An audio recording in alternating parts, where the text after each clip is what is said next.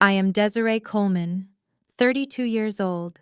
For years, I have been the silent engine keeping my family afloat in Chicago. While my mother praises my sister Latrice for giving her grandchildren, I am the one paying the mortgage, the tuition, and the grocery bills. But last Saturday night at the Prime Cut, one of the most expensive steakhouses in the city, the engine finally stalled. Before I continue this story, let me know where you are watching from in the comments below. Hit like and subscribe if you have ever been the family bank account who finally decided to close for business. The evening started with the sound of crystal glasses clinking. My brother-in-law Kyle, a white man with a failed crypto startup and an inflated ego, had just ordered a $300 bottle of Cabernet. He did not even look at the price. He never does because he has never paid a bill in the 6 years he has been married to my sister. Latrice sat next to him, glowing in a designer dress I knew I had paid for last Christmas. She tapped her spoon against her glass to silence the table. "We have a surprise," Latrice announced, rubbing her stomach dramatically. "Baby number 4 is on the way." My mother Lucille clapped her hands together, tears streaming down her face. "Praise God," she shouted, attracting stares from the other tables. "Another blessing. Another grandbaby for me to spoil." Everyone cheered, everyone except me. I sat there clutching my water glass, doing the mental math. Latrice and Kyle lived in the first-floor unit of my duplex. They had not paid the nominal $500 rent in 6 months. Kyle had no job. Latrice worked part-time as a receptionist, but claimed she was on medical leave for stress. Kyle leaned back in his chair, swirling the wine I was inevitably going to pay for. He reached into his jacket pocket and pulled out a folded piece of paper. He slid it across the white tablecloth toward me. "Congratulations, Auntie Desi," Kyle said with a smirk that made my skin crawl. "Since we are doing this one right, Latrice wants the VIP water birth package at the birthing center. We need to put the deposit down by Monday to hold the suite." I looked down at the paper. It was an invoice for $12,000. $12,000. I looked up at Kyle, then at Latrice, then at my mother. They were all looking at me with expectant smiles like hungry birds waiting for a worm. "I am not paying this," I said. My voice was calm, but my hands were trembling under the table. The table went silent. The smile dropped from my mother's face. "What do you mean you are not paying?" Latrice asked, her voice rising an octave. "You paid for the first 3. This is my tradition, Desiree. You cannot ruin my birth plan." I took a deep breath. "Kyle, you owe me $3,000 in back rent. You are driving a leased truck that I co-signed for. I just paid for the kids' private school tuition last month. I am done." My mother slammed her hand on the table. "Desiree Coleman, how dare you? Your sister is carrying life. She is doing the Lord's work, raising a family. You have a fancy corporate job, a retirement fund, and no husband. What else are you going to spend your money on? You are being selfish and bitter because no man wants a woman who cares more about spreadsheets than family." Kyle chuckled, taking a sip of his wine. "She is right, Desi. You are the rich auntie. That is your role. Do not be jealous just because Latrice has a life and you have a career. Just write the check so we can order dessert. I am craving the lava cake." Something inside me snapped. It was not a loud snap, but a quiet final severance. I looked at the 3 of them. The entitlement, the disrespect, the absolute audacity. I stood up. I picked up my purse. "I am not jealous, Kyle," I said, looking him dead in the eye. "I am exhausted. And for the record, the bank does not accept blessings as payment for the mortgage."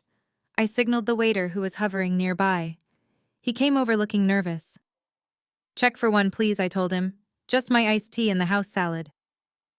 But the wine, the waiter stammered, looking at the $300 bottle Kyle had already half finished. "The gentleman with the expensive taste will be taking care of that," I said. "And the steaks they just ordered." I threw a $20 bill on the table for my salad and turned to walk away. "Desiree," my mother screamed. "If you walk out that door, do not bother coming to Sunday service. You are embarrassing this family." I kept walking. As I pushed through the heavy oak doors of the restaurant, I heard Kyle's voice booming behind me. You will regret this, Daisy. You made a pregnant woman cry. You are going to pay for this one way or another. I got into my Audi, turned up the music to drown out the guilt my mother had programmed into me for 30 years and drove home. I thought the worst was over. I thought I had set a boundary. I was wrong. The war had just begun. The next morning at 6 a.m., I was woken up by a thunderous pounding on my front door. It sounded like a police raid. I threw on my silk robe and stumbled down the hallway, my head still throbbing from the stress of the previous night. When I opened the door, 3 small hurricanes rushed past me. It was my nieces and nephew, Marcus, who is 8, Tiana, who is 6, and little Jamal, who is 3. They were wearing pajamas and carrying backpacks that looked like they had been packed in a hurry. Desiree. I need juice, Jamal screamed, running straight for my kitchen with muddy shoes. I looked out into the hallway. Latrice and Kyle were nowhere to be seen. There was just a sticky note stuck to the outside of my doorframe. I peeled it off and read it. We need to decompress after the stress you caused last night. We are going on a baby moon to Miami for a week to protect the pregnancy. Since you saved $12,000, you can afford to watch the kids. Do not call us, we are turning our phones off. I felt the blood drain from my face. They had abandoned their children on my doorstep. I ran to the window and saw Kyle's truck peeling out of the driveway, disappearing down the street. I grabbed my phone and dialed Latrice. Straight to voicemail. I dialed Kyle. Straight to voicemail. Behind me I heard a crash. I turned around to see Marcus holding one of my rare vintage vinyl records. It was a first pressing of Prince's Purple Rain. He had frisbeed it across the room, and it had shattered against the marble fireplace. Marcus, I shouted, running over. He shrugged. I was bored. Mommy said you have lots of toys, but you do not share. My heart was racing. This was my sanctuary. My upstairs unit was the one place where I could escape the chaos of their lives downstairs. Then I heard a retching sound. I spun around just in time to see 3-year-old Jamal vomit all over my pristine white Italian leather sectional sofa. The orange juice and cereal soaked instantly into the porous leather. The smell hit me like a physical blow. My phone buzzed in my hand. It was a text from Kyle. Do not be selfish, Desi. You are single, you have plenty of time. Consider this your contribution since you are too cheap to pay for the birth. See you in a week. I looked at the shattered record. I looked at the ruined sofa that cost more than Kyle's car. I looked at the 3 children who were now jumping on my coffee table, screaming like wild animals. I realized then that this was not just about money. This was about dominance. They thought I was trapped. They thought I would never call the authorities on my own flesh and blood. They thought Auntie Desi would just clean up the mess, write the checks, and suffer in silence like I always did. I looked at the vomit soaking into the white leather. It looked like a stain that would never come out.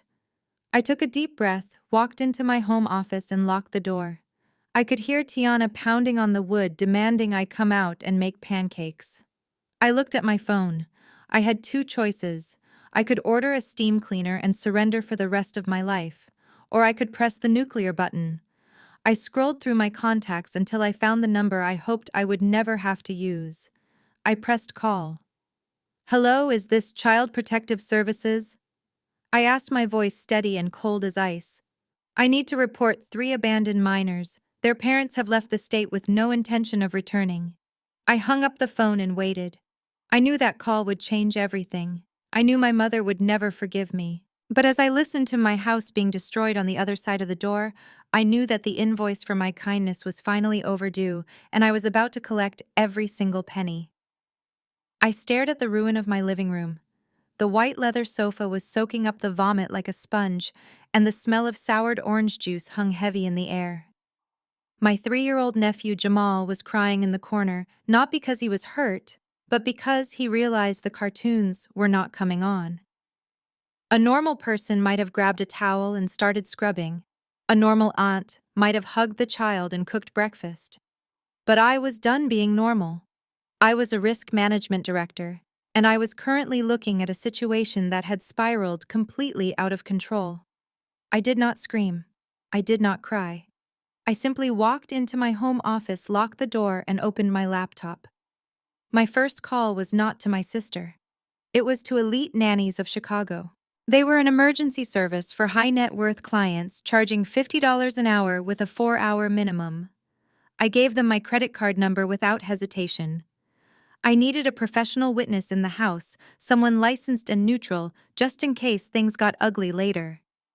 Send someone immediately, I told the dispatcher. I have 3 minors who have been abandoned by their parents, and I need temporary supervision while I handle the legalities. 20 minutes later, a stern-looking woman named Mrs. Higgins arrived. She looked like she could tame a lion with a single glance. I pointed her toward the children and handed her a box of organic crackers I had found in the back of my pantry. Keep them fed and keep them off the furniture, I instructed. With the children contained, I marched into the guest room where they had dumped their backpacks. I grabbed 3 heavy-duty trash bags from under the sink. I did not bother folding their clothes. I swept everything from the floor: pajamas, dirty socks, sticky toys, and shoved them into the bags. My movements were precise and angry. Every item that went into the bag felt like I was physically removing a pound of pressure from my shoulders. I zipped the bags shut and lined them up by the front door like soldiers ready for deployment. Then I sat down on a stool in my kitchen island and placed my phone on the counter. It was time. I dialed Latrice. Straight to voicemail. I dialed Kyle. Straight to voicemail. They were likely laughing at me right now, ordering mimosas at the airport lounge, congratulating themselves on outsmarting the family bank account. I took a deep breath and pressed the record button for a voice message. I knew this recording might be played in a courtroom one day, so I kept my voice steady, cold, and terrifyingly professional. Latrice, this is Desiree. I am time-stamping this message at 8:45 a.m. You have abandoned your 3 children at my residence without my consent and without providing adequate supplies or legal guardianship. I have hired a temporary nanny who will be here for exactly 4 hours. You have until 12:45 p.m. to return and collect your children. If you are not here by then, I will be contacting Child Protective Services to report 3 cases of child abandonment. I will hand over the security footage of you dropping them off and fleeing the scene. This is not a threat. This is a notification of liability. The clock starts now. I hit send. For 10 minutes, there was silence. I poured myself a cup of black coffee and watched the steam rise, counting the seconds. Then my phone exploded. It started with a text from Kyle. You are crazy. We are already at the gate. Stop being dramatic. Then a call came through from Latrice. I let it ring twice before answering on speakerphone. Desiree, are you insane? She shrieked. The background noise was deafening announcements over the loudspeaker, the hum of hundreds of travelers. We are boarding in 20 minutes. You cannot call CPS on your own sister. That is family treason. I took a sip of my coffee. I am not the one who left 3 toddlers with a person who did not agree to watch them, Latrice. You have 3 hours and 40 minutes left. I heard her hyperventilating on the other end. Kyle, she is serious. She hired a nanny. She is talking about the police. Then I heard the phone being snatched away. Kyle's voice boomed through the speaker, dripping with that familiar mix of arrogance and aggression. Listen to me, you bitter witch. If you make us miss this flight, I will make sure everyone knows what you are. You are jealous because you are barren and lonely. You are trying to sabotage our happiness because you are miserable in that big empty house. If I have to turn around, I am going to call your boss and tell them you are harassing a pregnant woman. I will have your job, Desiree. I smiled. It was a cold, sharp smile that didn't reach my eyes. My job requires me to identify and mitigate risks, Kyle. Right now you are a liability, and threats of extortion are also a crime, by the way. I am recording this call. 3 hours and 38 minutes. I hung up. I turned off my phone's ringer and placed it face down. I could see it vibrating against the marble countertop every few seconds. 30 missed calls, 40. A string of text messages that scrolled by so fast I couldn't read them, but I caught words like monster, selfish, and evil. I spent the next few hours sitting in my armchair by the window watching the snow start to fall outside. Mrs. Higgins was doing an excellent job. The children were quiet, watching a movie on her tablet. The house was peaceful, but it was the calm before the storm. I knew exactly what was happening at O'Hare International Airport. I knew they had to make the walk of shame from the boarding gate back to the terminal exit. I knew they were fighting, blaming each other, dragging their luggage through the slush of the parking lot. At 12:30, Mrs. Higgins packed up her bag. "Your time is up, Ms. Coleman," she said, looking at me with a hint of pity. "The parents are not here. Do you want me to call the authorities?" I looked at the driveway.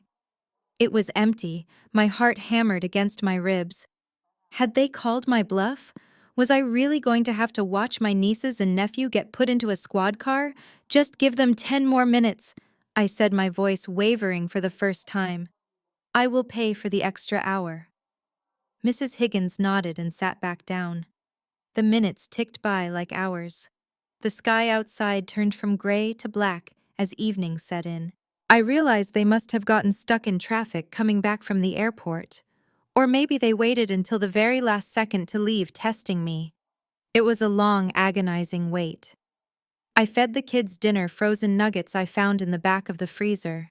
I bathed them. I put them in their pajamas, the same dirty ones they had arrived in, because I refused to unpack the bags I had filled. Finally, at 10 o'clock at night, blinding white light flooded my living room. I walked to the window. A massive black Ford Raptor truck roared into my driveway, hopping the curb and crushing one of my decorative garden lights. The engine revved aggressively before cutting out. They were here. I signaled Mrs. Higgins that she could leave through the back door to avoid the confrontation. I wanted her witness statement on record, but I didn't want her caught in the crossfire. I walked to the front door and unlocked it. I stood there backlit by the hallway light, watching as Kyle and Latrice stormed up the walkway. Latrice was crying, her mascara running down her face, looking exhausted and furious. Kyle looked like a bull seeing red. His fists were clenched, and he was stomping through the snow with a terrifying purpose. The air in the house grew heavy. I squared my shoulders. I was not just a sister anymore. I was the landlord. I was the banker. And tonight, I was the judge. Kyle reached the porch first. He didn't knock. He didn't ring the bell. He kicked the door open so hard it bounced off the wall, cracking the plaster. "Where is she?" he roared, stepping into my foyer with muddy boots. "Where is the woman who ruined my life?" I stepped forward from the shadows. "Get your children, Kyle, and then get out of my house." He lunged at me, and that was when I knew that the invoice for their behavior was going to cost them a lot more than money. The headlights of the Ford Raptor cut through my living room curtains like searchlights from a prison guard tower. My heart hammered against my ribs, not out of fear, but out of a profound, sinking realization that my life was about to change irrevocably. I had sent Mrs. Higgins out the back door just moments before, wanting to spare the poor woman from the hurricane that was about to make landfall in my foyer. I stood alone in the center of my ruined living room, wearing my black silk pajamas, waiting for the inevitable. The front door did not open. It exploded inward. Latrice stormed in first, bringing a gust of freezing Chicago wind with her. She looked like a woman possessed. Her designer tracksuit was rumpled from the travel, her hair was a mess, and her eyes were wild with a mixture of exhaustion and pure, unadulterated rage. "You jealous, miserable witch!" she screamed, her voice cracking under the strain. Before I could even open my mouth to speak, she closed the distance between us. I saw her hand raise in slow motion, but I was too stunned to move. Her palm connected with my cheek with a wet, cracking sound that echoed off the high ceilings. My head snapped to the side. The sting was immediate and sharp, radiating from my jaw up to my ear. I tasted copper in my mouth where my tooth had cut my inner cheek. I stumbled back, clutching my face, staring at her in disbelief. "You ruined everything," Latrice shrieked, advancing on me again. We were in the first-class lounge. We had mimosas in our hands. We were finally going to be happy for 1 week, and you had to ruin it with your threats. Who calls CPS on their own sister? Who does that? She shoved me hard in the chest. I took a breath, trying to regain my composure, trying to remember that I was a professional who managed million-dollar risks for a living. I could handle an adult tantrum. Latrice, stop! I said, my voice shaking slightly. You abandoned your children. I gave you a choice. Choice, she laughed, a manic, high-pitched sound. You gave us an ultimatum because you cannot stand seeing me happy. You cannot stand that mom loves me more. You cannot stand that I have a husband who loves me while you sleep alone in this big cold museum of a house. She lunged at me again, her long acrylic nails aiming for my face. Instinct took over. I did not want to hurt her, especially if she was actually pregnant, though at this point I questioned everything. I simply wanted to create space. As she clawed at me, I raised my hands and pushed her firmly by the shoulders. Get off me, I shouted. It was not a violent shove. It was a defensive creating of distance. But Latrice spun it into gold. She let out a gasp that sounded more theatrical than pained. She threw her arms up in the air, stumbled backward 3 steps, and then threw herself onto the white leather sectional sofa. She landed on the soft cushions with a bounce, but she screamed as if she had been thrown down a flight of concrete stairs. My baby, she wailed, clutching her stomach and curling into a ball. Oh God, she killed my baby. My stomach, the pain. I stood there frozen, my hands still raised in the air. I looked at the sofa. It was the softest piece of furniture in the house. She had landed on a pile of down feathers. Latrice, get up, I said, my patience evaporating. The sofa is made of clouds. Stop acting. But she didn't stop. She started hyperventilating, making wheezing noises that sounded terrifyingly real. That was when Kyle stepped fully into the light. He had been standing in the doorway watching the entire scene unfold with cold, calculating eyes.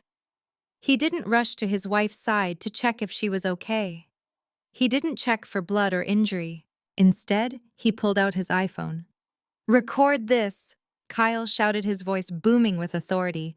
Get the angles, Latrice. Make it look good. She assaulted a pregnant woman. I looked at him in horror. Kyle, are you serious? Put the phone down. He ignored me, holding the phone steady, the red recording light blinking like a sinister eye. Latrice looked up at him, tears streaming down her face, and then she looked at me. In that split second, I saw the mask slip. The pain vanished from her eyes, replaced by a terrifying resolve. She realized that a soft fall onto a sofa was not enough to get me arrested. She needed evidence. She needed damage. What happened next still haunts my nightmares. Latrice sat up slightly. She raised her hands to her own face. Her nails were long, sharp, and manicured to perfection. With a guttural cry of frustration, she dug them into her own cheeks. She dragged her nails down her skin, leaving 4 angry red welts that immediately began to bead with blood. Stop it! I screamed, taking a step forward. What are you doing? She didn't stop. She grabbed the collar of her expensive tracksuit top and ripped it open, popping the buttons, exposing her chest. She scratched her own neck, her own chest creating a map of violence on her own body. Help me! She screamed at the top of her lungs, aiming her voice toward the neighbors. She is killing me. She is crazy. Kyle was panning the camera around the room, narrating in a breathless, panicked voice that was completely fake. Oh my God, she just attacked my wife. My wife is pregnant. Look at the blood. Look at her face. Desiree, get back. Stay away from her. I backed away until my back hit the wall. I felt like I was in a horror movie. These people were not my family. They were monsters. They were willing to mutilate themselves just to destroy me. Latrice collapsed back onto the sofa, sobbing uncontrollably, blood mixing with her tears. It looked horrific. If I had walked in at that moment, I would have believed she had been beaten. Kyle lowered the phone. He stopped recording. The panic dropped from his face, instantly replaced by a smug, satisfied grin that made my blood run cold. He looked at Latrice, gave her a thumbs up, and then turned his gaze to me. He tapped the screen of his phone 3 times. 9. 1. 1. He put the phone to his ear, his eyes locking with mine. Hello, police, he shouted into the phone, his voice suddenly trembling with fake terror. Please help us. My sister-in-law has gone psychotic. She is attacking us. She just beat up my pregnant wife. There is blood everywhere. We are at 4500 Lakeshore Drive. Please hurry, I think the baby is hurt. He listened for a moment, nodding while staring dead at me. Yes, she is still here. She is violent. I am scared for my life. He hung up the phone and slipped it into his pocket. The room fell silent except for Latrice's theatrical whimpering on the couch. Kyle walked over to the liquor cabinet, picked up the bottle of expensive scotch I had been saving for a promotion, and took a swig straight from the bottle. He wiped his mouth with the back of his hand and walked up to me, standing so close I could smell the stale airport whiskey on his breath. He leaned in, his voice a low, venomous whisper. You should have just paid the invoice, Desi. It would have been cheaper than a lawyer. He smiled, a cruel, teeth-baring expression that told me he had been waiting for this moment for years. Say goodbye to your security clearance, he whispered. Say goodbye to your fancy job. Say goodbye to your bougie life. By tomorrow morning, you will just be another violent inmate in the county jail. Sirens began to wail in the distance, getting louder with every second. Kyle checked his watch and winked at me. Showtime. The red and blue lights of the police cruisers strobed against the walls of my foyer, turning my elegant home into a chaotic disco of emergency signals. When the two officers burst through the front door, guns drawn, the narrative was already written for them. They did not see a successful risk management director standing in her own home. They did not see a woman wearing silk pajamas who had been assaulted by her sister. They saw a frantic white man shielding a sobbing pregnant woman from an angry black woman. It was a tableau that Kyle had curated perfectly, and he played his role with Oscar-worthy conviction.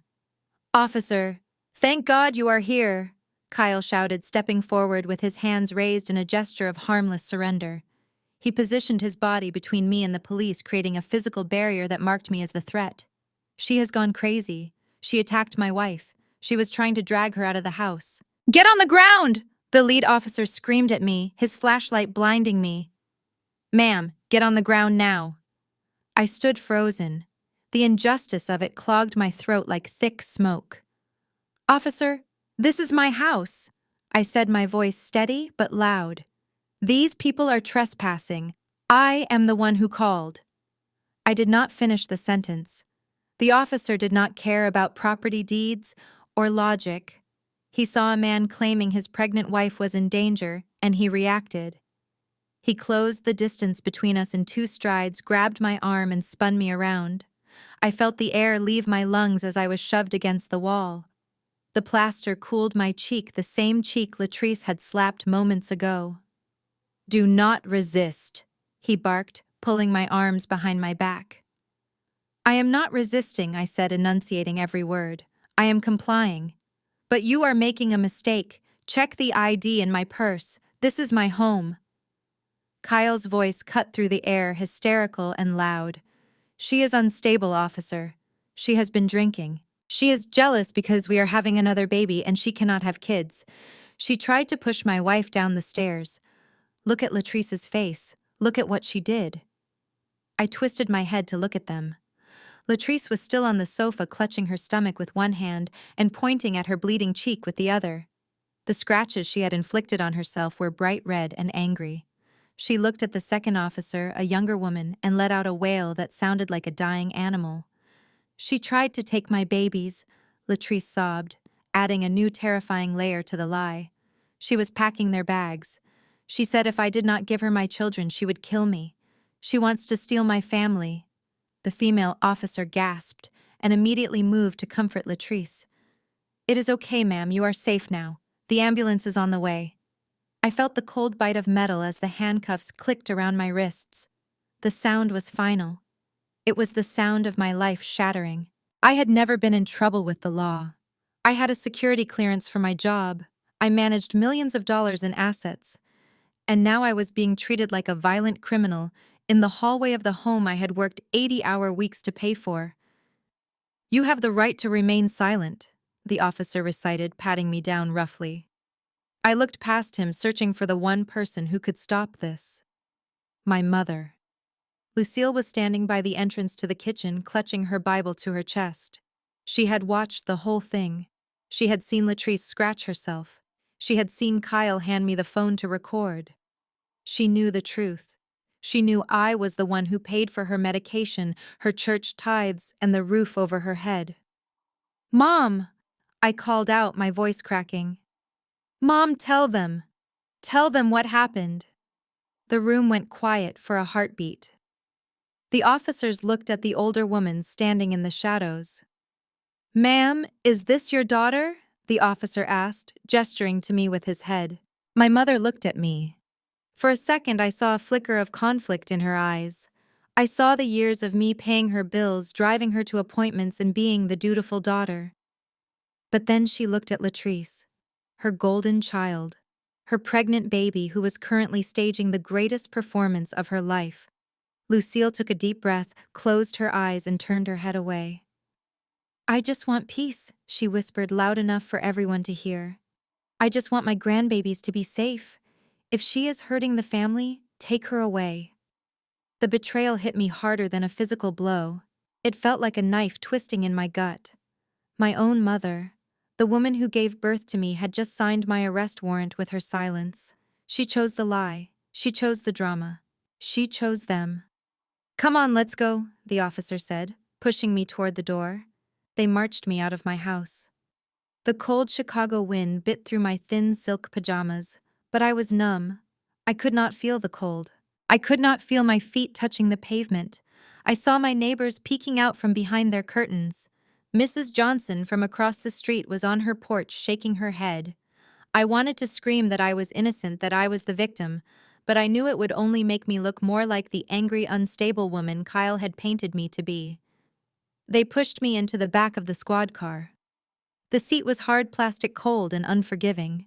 The smell of stale vomit and sanitizer filled my nose. I leaned my head against the plexiglass divider, watching the scene on my front porch unfold like a slow-motion nightmare. The paramedics were helping Latrice onto a stretcher, treating her like fragile porcelain. My mother was hovering over her, stroking her hair. And then there was Kyle. He was standing on the top step of my porch, talking to the female officer. He looked devastated, shaking his head, wiping a fake tear from his eye. The officer put a comforting hand on his shoulder, assuring him that justice would be done. As the officer turned away to walk back to her car, Kyle looked up.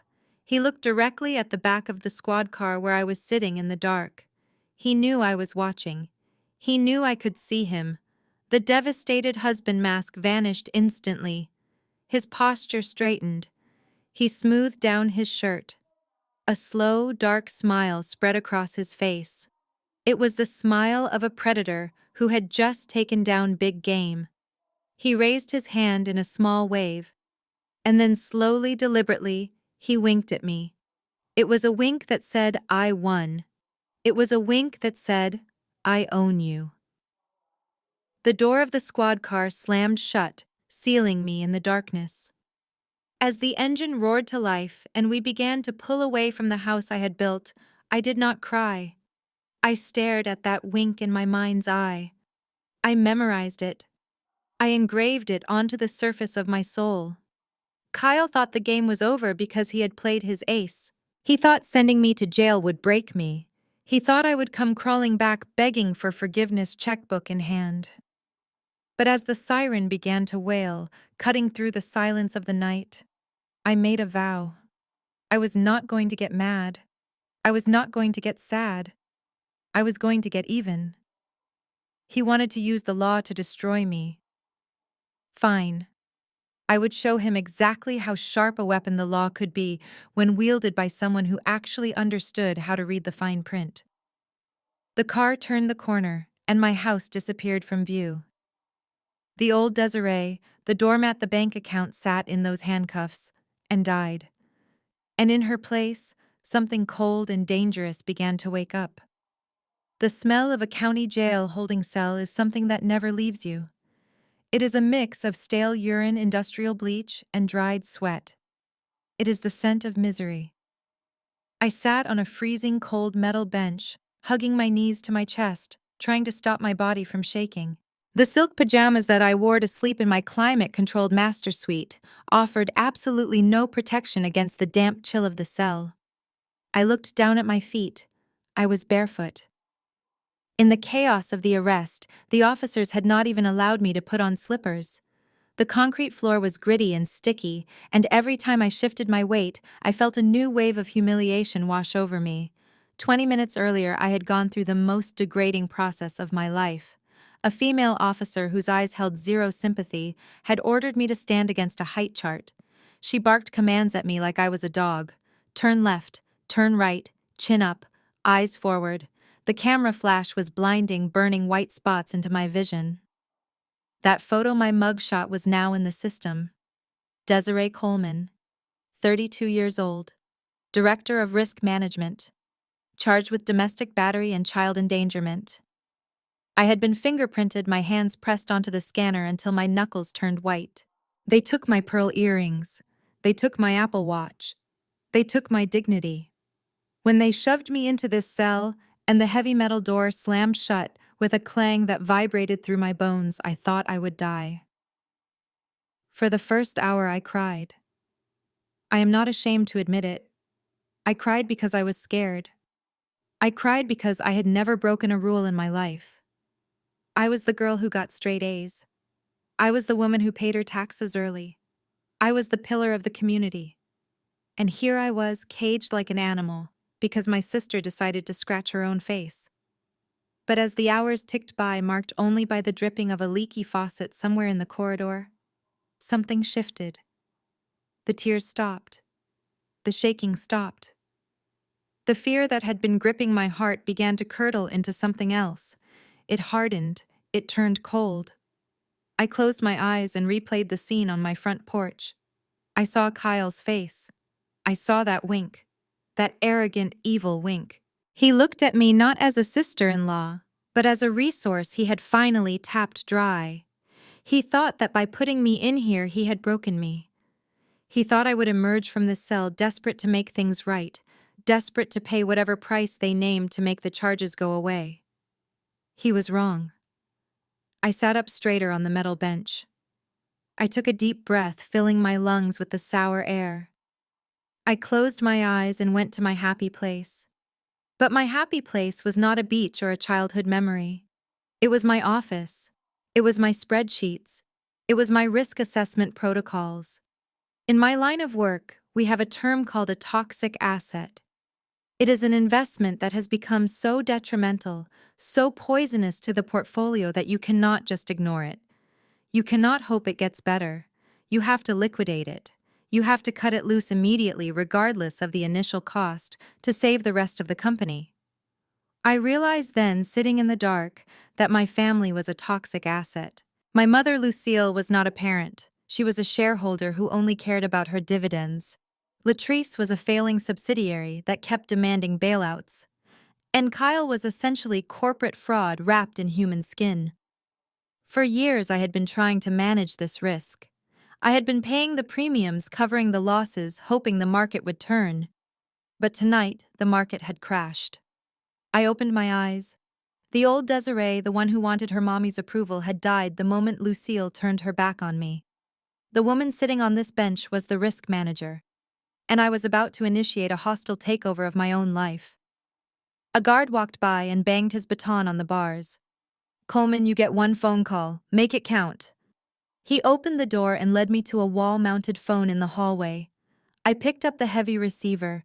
My fingers hovered over the keypad. The instinct to call my mother was strong. A part of me still wanted to hear her voice, wanted to beg her to tell the truth. But I knew that if I called Lucille, she would put Kyle on the phone. She would tell me to pray. She would tell me to apologize. I dialed a different number. I knew it by heart. It rang 3 times before a groggy voice answered. "Hello? Harper." I said, my voice raspy but firm. "It is Desi. I am at the Cook County Jail. I need you." Harper Williams was my college roommate and the most ruthless divorce and estate attorney in Chicago. She went from sleep to shark mode in less than a second. "Desi, what happened?" she asked, the sound of rustling sheets in the background. "Domestic battery charge, false accusation. I need you to get down here with bail money and a suit. Do not call my family. I will explain everything when you get here. Just get me out." "I am on my way," she said. Do not say a word to anyone. I hung up the phone and walked back to my cell. I did not cry again. I sat on the bench and waited for the sun to rise. I used the time to mentally draft a list. Item 1, revoke power of attorney. Item 2, freeze all auxiliary credit cards. Item 3, contact the utilities company. Morning came slowly. The artificial lights buzzed louder. Finally, the guard came back. Your lawyer is here. You made bail. I was led to a processing room. Harper was standing there looking like a warrior goddess in a sharp navy blue power suit. She had a garment bag in her hand. She looked at me barefoot and disheveled in my pajamas, and her eyes narrowed. She did not hug me. She knew I needed strength, not pity. Here, she said, handing me the garment bag. Put this on. We are not walking out of here looking like a victim. I changed into the spare dress and heels she had brought. I pulled my hair back into a severe bun. When I walked out of the bathroom, I felt like myself again. I felt like armor. Harper was reading a document the desk sergeant had handed her. Her face was pale. She looked up at me, and for the first time in 10 years, I saw hesitation in her eyes. What is it? I asked, adjusting my cuffs. Is the bail posted? Can we go? Bail is posted, Harper said slowly. But we have a problem. A big problem. She handed me the piece of paper. It was a court order stamped an hour ago. Kyle and Latrice filed an emergency motion this morning. Harper explained, her voice low. They claimed they fear for their lives and the lives of the unborn child. They cited the scratch marks on Latrice's face as evidence of your instability. I looked at the paper. It was an emergency protective order.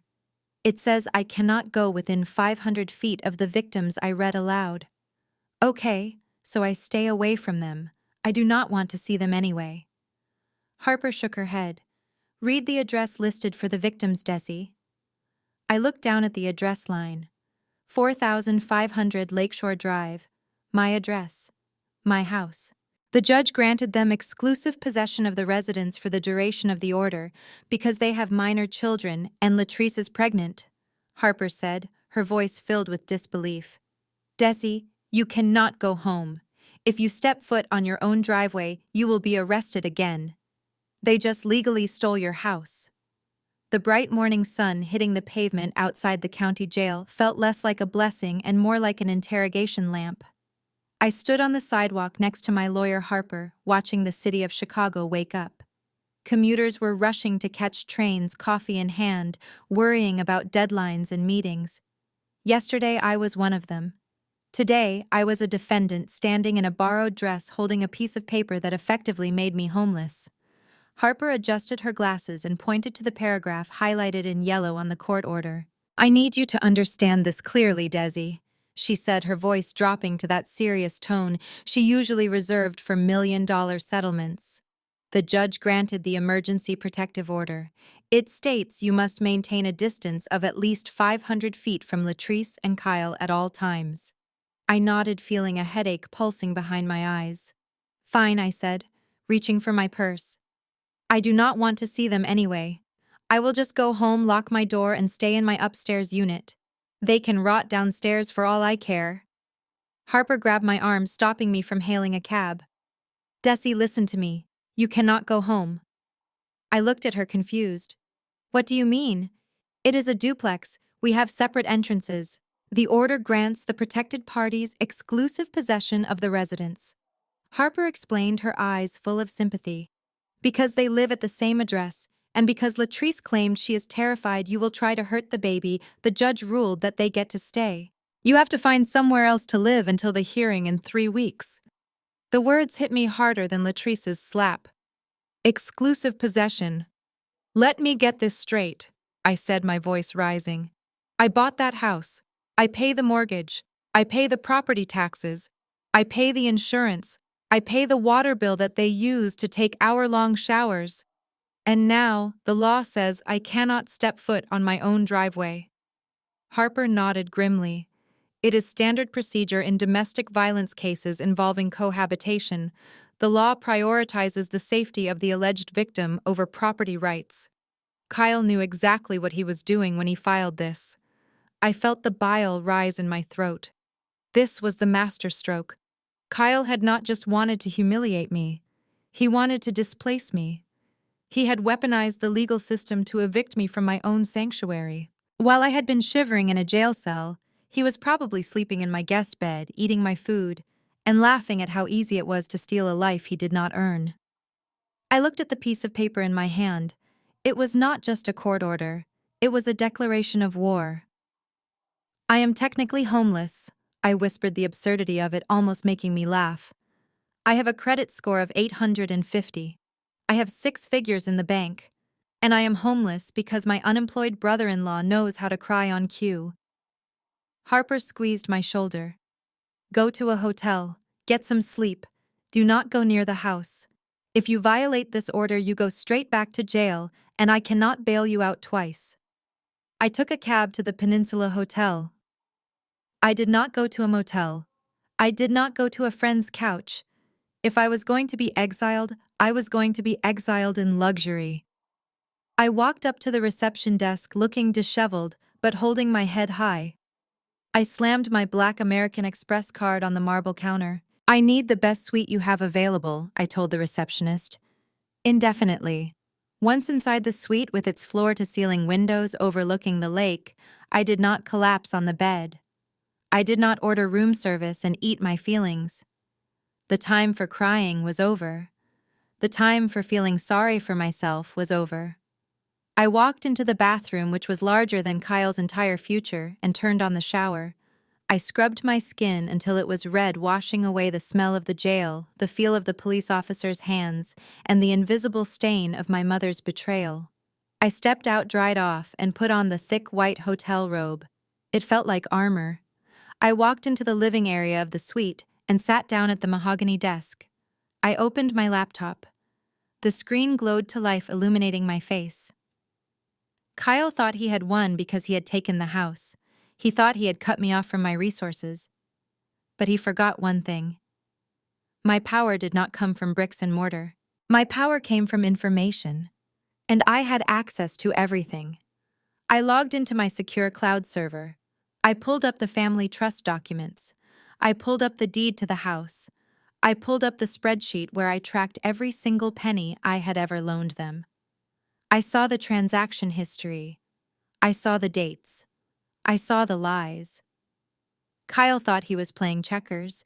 He thought he could just flip the board and declare victory, but he did not know he was sitting across from a grandmaster of risk analysis. I looked at my reflection in the dark window of the hotel suite. The woman looking back at me was not the sister who cooked Thanksgiving dinner. She was not the daughter who bought her mother a new car for her 60th birthday. She was the landlord. She was the creditor. And she was about to call in the debt. I picked up my phone and dialed the number for the electric company. My voice was calm, steady, and terrifyingly polite. Hello, this is Desiree Coleman. I am the property owner at 4500 Lakeshore Drive. Yes, I need to report a safety concern regarding the gas line. No, nobody is home right now. You need to shut it off immediately for safety reasons. Yes, indefinite maintenance. Thank you. I hung up the phone and looked at myself in the mirror on the wall. A small, cold smile touched my lips. Okay, Kyle, I said to the empty room. You want to live in my house? You can keep the house. But let us see how much you enjoy it when the lights go out. If you want to play by the rules of the law, we will follow them to the letter. Game on. The glow of the laptop screen was the only light in the hotel suite, illuminating my face in a ghostly blue hue. I sat at the mahogany desk, a glass of untouched water beside me, staring at the login portal for the family shared financial vault. This was the digital keyring I had created for them 3 years ago. Back then, I was the helpful sister, the financial wizard trying to teach Latrice and Kyle how to budget. I had set up their tax software, their password managers, and their automatic bill payments. I had given them the keys to financial literacy. But in their arrogance and laziness, they had forgotten one crucial detail. When you hire an architect to build your fortress, you should probably remember that she keeps a copy of the master blueprints. They thought that by kicking me out of my house and taking my physical keys, they had locked me out. But the real power wasn't in the deadbolt on the front door. It was in the cloud. I typed in my administrator password. It worked instantly. My heart rate didn't even spike. I wasn't nervous. I was surgical. I was entering what we in risk management call forensic audit mode. I navigated to the tax filing folder for the previous year. Kyle had claimed zero income, citing his startup costs for his non-fungible token business. Latrice had reported $12,000 from her part-time receptionist work. So how were they affording a lifestyle that included $300 steaks, designer baby clothes, and brand new gaming consoles? I began to dig deeper. I pulled up the credit monitoring alerts linked to the household address. Because the house was in my name, I received notifications for any credit inquiries associated with the property. I filtered the search results by name. There were the usual suspects: my name, Latrice's name. But then I saw something that made my blood run cold. There were 3 new credit profiles associated with 4500 Lakeshore Drive. I clicked on the first one. It was under the name Marcus Coleman, my nephew. He was 8 years old. According to the credit bureau, 8-year-old Marcus was the proud owner of a Chase Sapphire preferred card with a limit of $15,000. The card was maxed out. I felt a wave of nausea roll over me. I quickly clicked on the next profile. Tiana Coleman, 6 years old. She had a Discover card with a balance of $8,000. Even little Jamal, who was currently potty training and ruining my sofa, had a Best Buy store credit card in his name with $2,000 charged to it. I sat back in the hotel chair, my hand covering my mouth. This wasn't just irresponsibility, this was predation. Kyle was stealing the futures of his own children before they could even read. He was destroying their credit scores to fund his delusions of grandeur. I opened the transaction history for the card in Marcus's name. I expected to see grocery bills or maybe utility payments. Instead, I saw a roadmap of Kyle's vices: DraftKings, BetMGM, Steam, PlayStation Network, a recurring subscription to a website called Sugar Babies Chicago. My hands shook with rage. He was gambling away his son's future. He was buying skins in video games while his children ate frozen nuggets. He was looking for affairs online while his pregnant wife slept upstairs. And Latrice, my sister, either knew about it and didn't care, or was too willfully blind to see that her husband was a parasite eating them alive from the inside out. But the biggest shock was yet to come. I navigated to the section for secured loans. I was looking for the lease agreement on the black Ford Raptor truck that Kyle loved more than his family. He had paraded that truck around the church parking lot for months, bragging about how his crypto investments had paid off. I found the loan document from Ford Motor Credit. It was a PDF file dated 6 months ago. The loan amount was $84,000 with an interest rate of 12%. I scrolled down to the signature page. My breath hitched in my throat. There were 2 signature lines. The first was signed by Kyle Anderson in his jagged, sloppy scrawl. The second line was for the CO signer. It bore the name Desiree Coleman. I zoomed in on the signature. It was a good attempt, I had to give him that. He had practiced, but he had missed the telltale flourish on the capital D that I had adopted in graduate school. The loop was too wide. The slant was too vertical. To a layman, it looked like my signature. But to a handwriting expert, or to the woman whose name was being stolen, it was a clumsy forgery. I stared at the screen, putting the pieces together.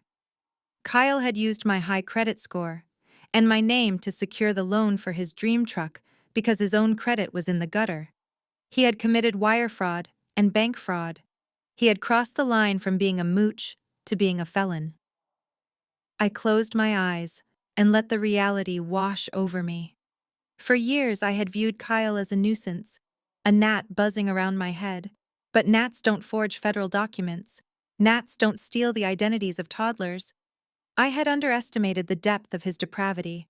But in doing so, he had handed me the weapon I needed to destroy him. This wasn't a civil matter anymore. This wasn't about eviction notices or restraining orders. Those were petty squabbles. This was federal. This was the kind of crime that carried mandatory prison sentences. This was the kind of crime that stripped you of your rights as a parent. I moved the mouse and clicked print. The laser printer in the corner of the suite hummed to life. It began to churn out page after page of evidence. The credit card statements for the children, the gambling losses, the forged loan application, the fake tax returns. Rhythmically, the paper stacked up in the tray. Check, check, check. It was the sound of a guillotine blade being sharpened. I stood up and walked to the window looking out at the Chicago skyline.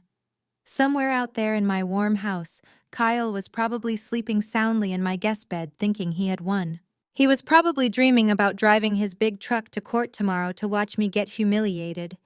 He had no idea that the truck he loved so much was actually a hearse, and he had just driven it straight into his own grave.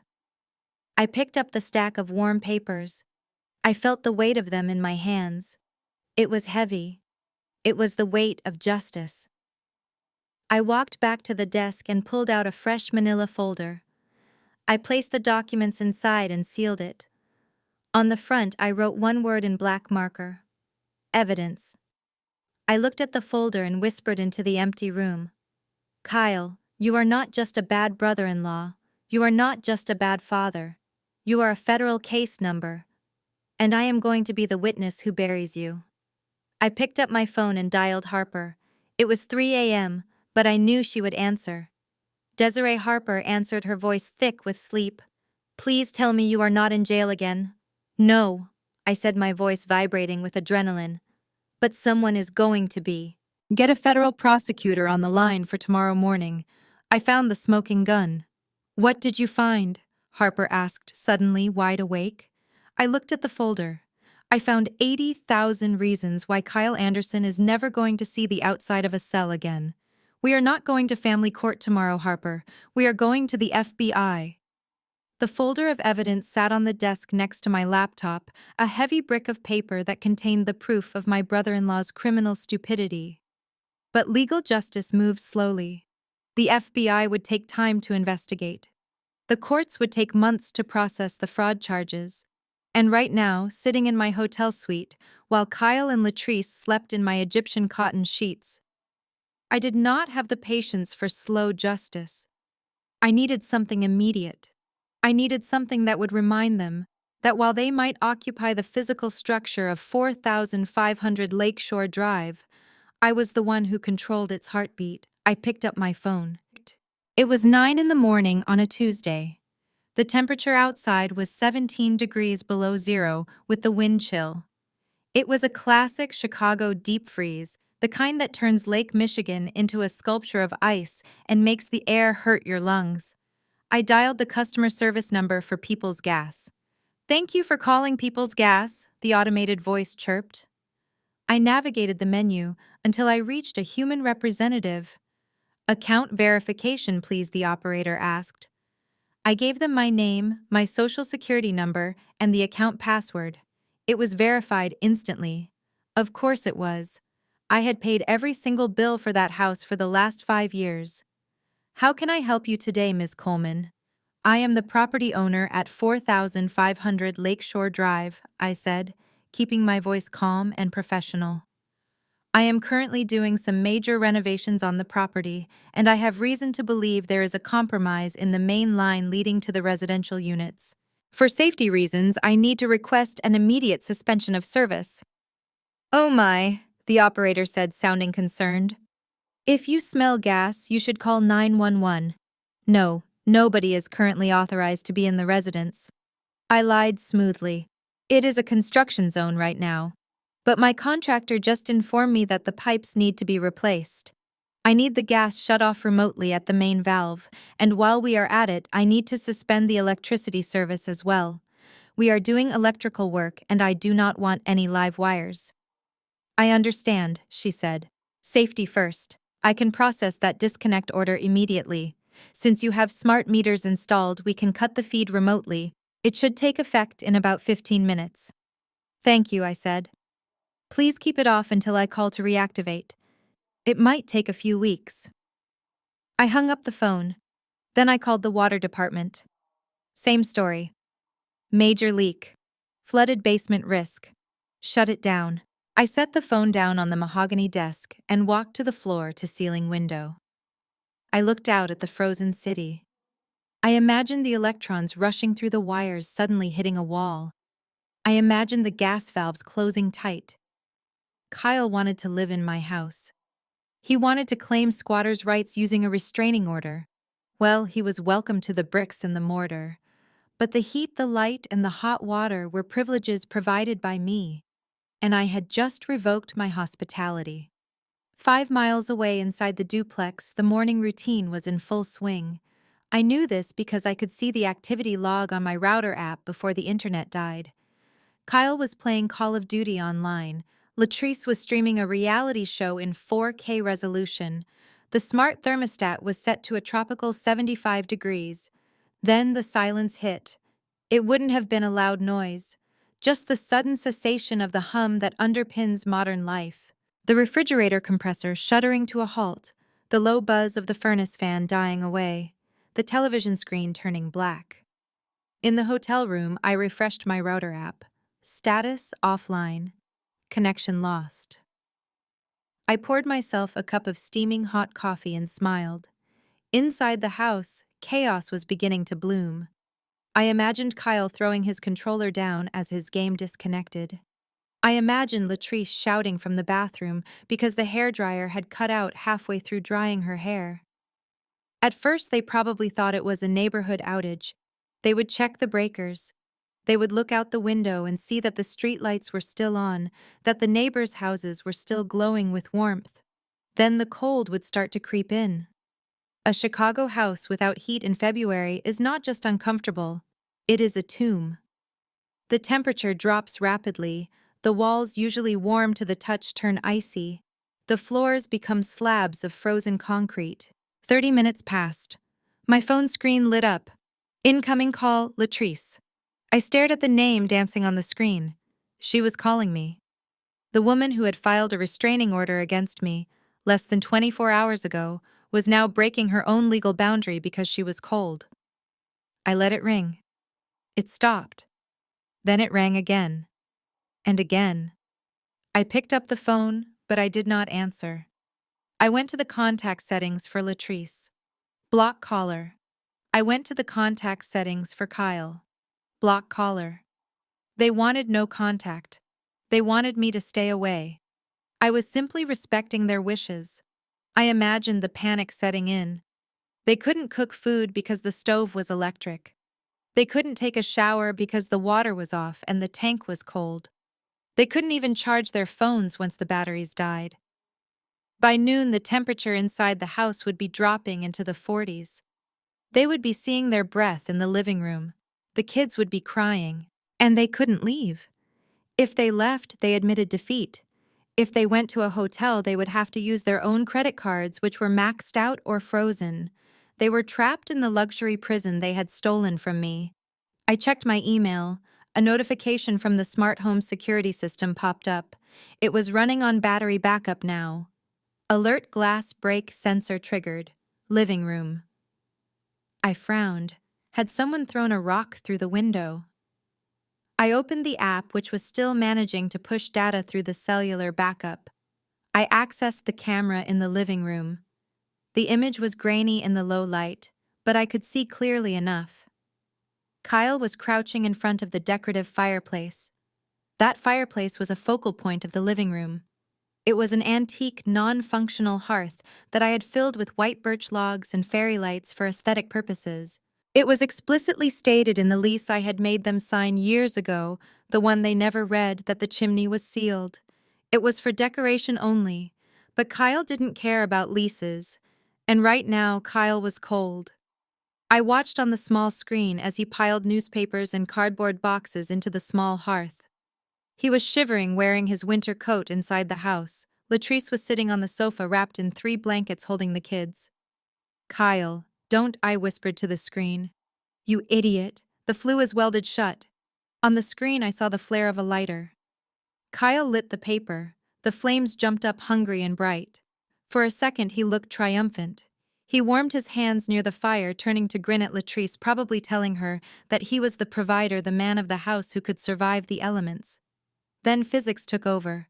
The smoke rose up, hit the sealed chimney cap, and had nowhere to go. It billowed back out into the room like a gray tsunami. I watched as the room instantly filled with thick, choking smoke. Latrice jumped up, screaming, grabbing the children. Kyle was coughing frantically, trying to stomp out the fire, but he only succeeded in kicking burning embers onto my expensive hardwood floors and the Persian rug.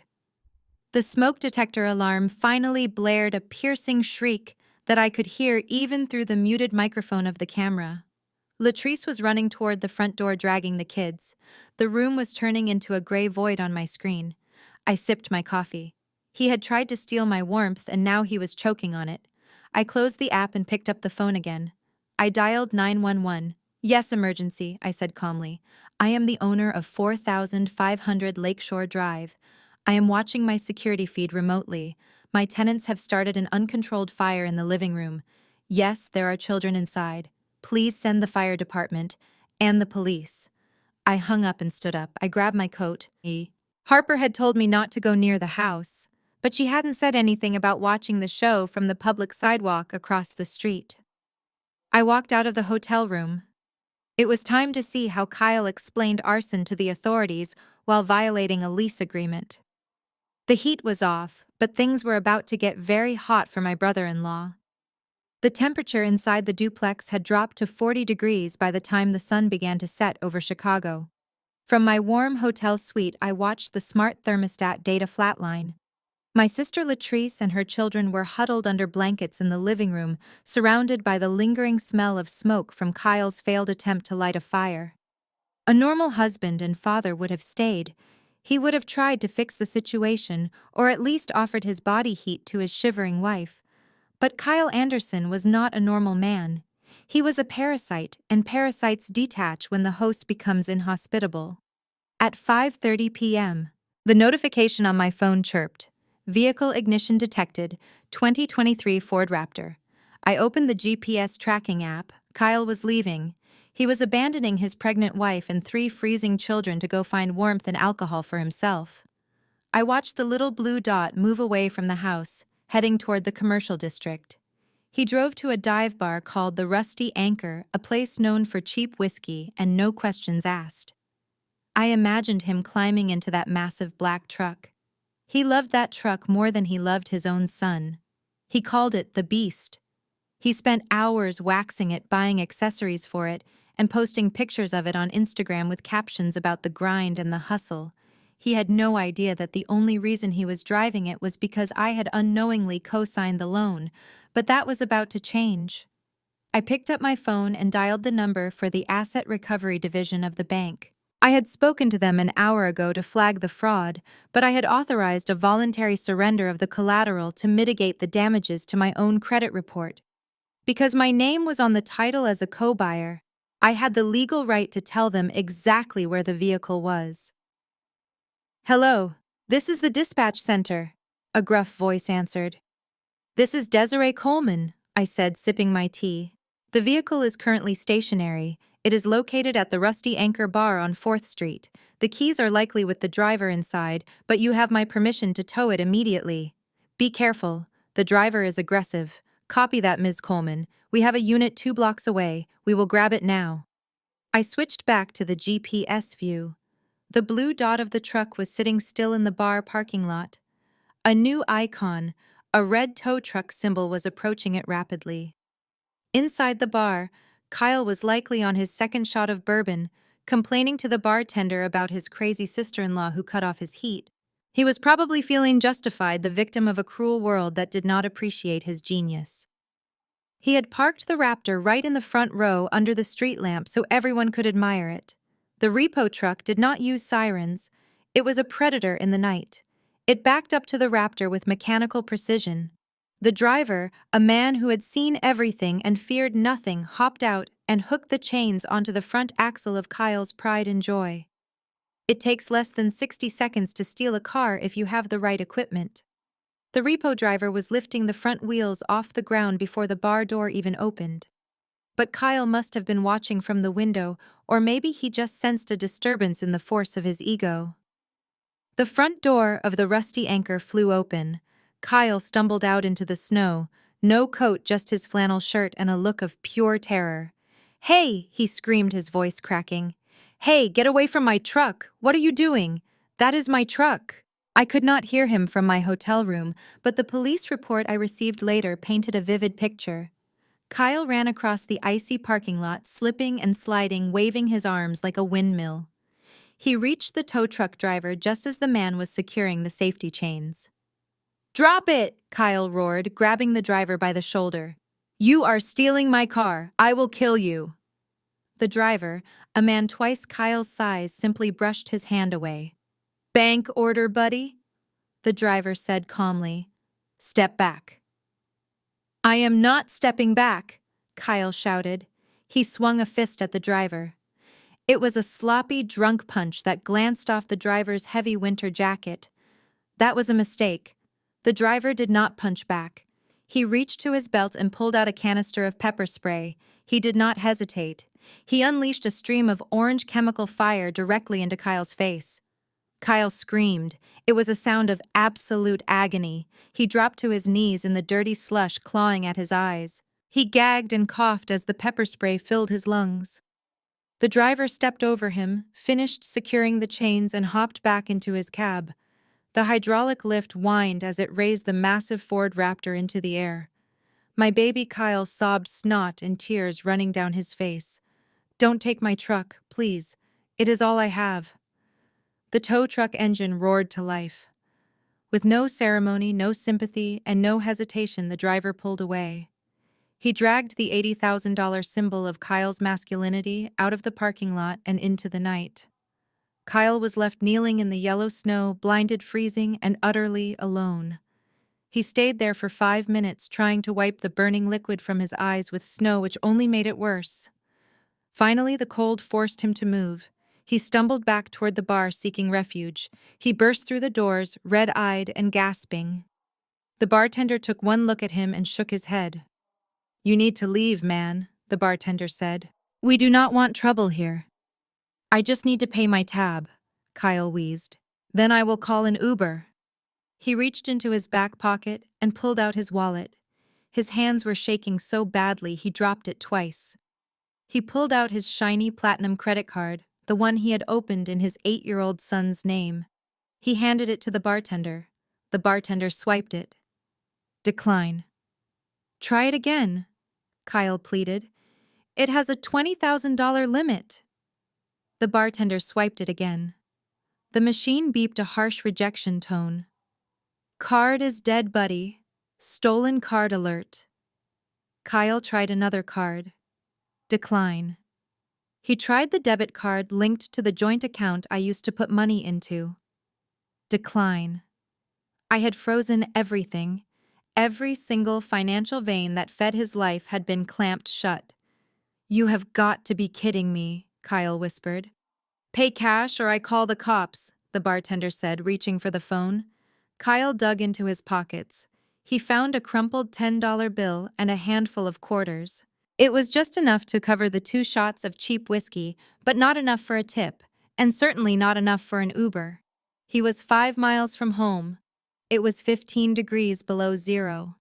And his coat was still in the house, because he had run out so fast to save his truck. "Get out," the bartender said. Kyle stumbled back out into the night. The parking spot where his truck had been was empty, just a dark rectangle on the pavement. He looked at his phone. 1% battery, then black. He looked down the long, dark road that led back to Lakeshore Drive. The wind howled off the lake, cutting through his flannel shirt like a knife. He had no car, no money, no phone, and no coat. He started to walk, one foot in front of the other. The snow crunched under his designer sneakers, which were not made for this weather. As he walked, shivering violently, he had a lot of time to think. He thought about the heat I used to pay for. He thought about the car I used to insure. He thought about the warm bed I provided. And for the first time in his life, Kyle Anderson realized that the free ride was not just over. The bus had left the station, and it had run him over on the way out. He was walking home to a freezing house to face a wife who was realizing her husband was a fraud, and he didn't even have a vehicle to run away in anymore. From my window, I toasted the night with a glass of water. "Walk fast, Kyle," I whispered. "Frostbite sets in quickly." Sunday morning at Greater Hope Baptist Church was usually a sanctuary of peace, filled with the sounds of tambourines and soulful hymns. But today the atmosphere was thick with the suffocating weight of gossip. I was not there yet, but I knew exactly what was happening. My mother Lucille and my sister Latrice were staging the performance of their lives in the front pew. Lucille was dressed in black, looking like a grieving widow rather than a grandmother. She sat clutching a tissue, dabbing at eyes that I knew were perfectly dry.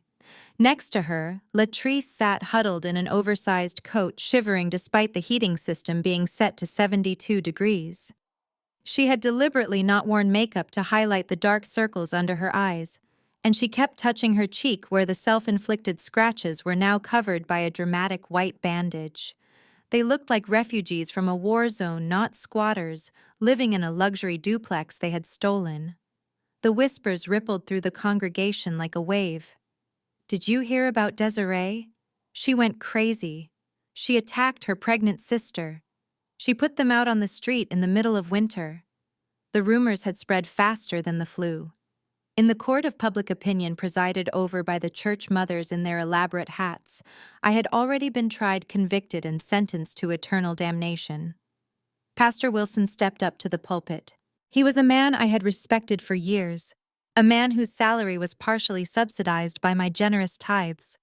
He adjusted his glasses and looked down at my mother with a gaze full of performative pity. He cleared his throat, and the room fell silent. "Brothers and sisters," he began, his voice booming through the speakers. "Today our hearts are heavy. We talk often about the prodigal son in the scripture, the child who takes his inheritance and squanders it. But what do we do when a child turns against the very womb that bore her? What do we do when jealousy turns into violence?" He paused for effect, letting the congregation murmur their agreement. "Sister Lucille and Sister Latrice are going through a trial by fire," he continued, gesturing toward them. "They have been cast out. They have been persecuted by their own flesh and blood. They are facing the cold of winter with a new baby on the way, all because of the hardness of another's heart." I watched the live stream from my phone in the car parked outside. My grip on the steering wheel was so tight my leather gloves creaked. They were using the pulpit to assassinate my character. But then Pastor Wilson went a step further. A step that crossed the line from slander to fraud. He signaled the ushers to come forward with the gold collection plates. "The family needs our help," he announced. "Kyle is a good man, a man of business who has fallen on hard times because of this family tragedy. He needs to secure a safe place for his wife and children. So today, we are taking up a special love offering for the Anderson family. Let us open our wallets and show them that this church is their true family." That was the signal. I turned off the phone. I looked at the man sitting in the passenger seat next to me. Mr. Vance was a private investigator and a former forensic accountant for the IRS. He was holding a thick leather briefcase. He looked at me and nodded. "It is time, Ms. Coleman," he said. I checked my reflection in the rearview mirror. I was not wearing my usual Sunday best. I was wearing a sharp, tailored black power suit that cost more than Kyle's truck. I wore dark sunglasses, which I removed slowly. My eyes were clear. My makeup was flawless. I did not look like a crazy woman. I looked like a CEO, coming to hostilely take over a failing company. "Let us go to church," I said. We stepped out of the car. The sound of my heels clicking on the pavement was a rhythmic drumbeat of war. We walked up the wide stone steps. The greeters at the door saw me approaching, and their jaws dropped. One of them, a deacon named Mr. Henderson, stepped forward to block my path. "Sister Desiree," he stammered, holding up a hand. "I do not think you should be here." The pastor said, "I did not stop walking. I did not even slow down. Mr. Henderson, "Unless you have a warrant or a deed to this building, get out of my way," I said, my voice low and dangerous. He stepped aside as if physically pushed by the force of my presence. I reached the heavy oak doors of the sanctuary. Inside, the organ was playing soft emotional music as people dug into their purses to give money to a man who gambled away his children's future. I placed both hands on the doors. I took a deep breath, and I pushed. The doors swung open with a heavy groan that echoed through the high ceilings. A shaft of bright winter sunlight cut into the dim sanctuary, spotlighting me in the doorway. The music faltered. The organist missed a chord. Heads turned, one by one, then in groups, until the entire congregation was looking at the back of the room.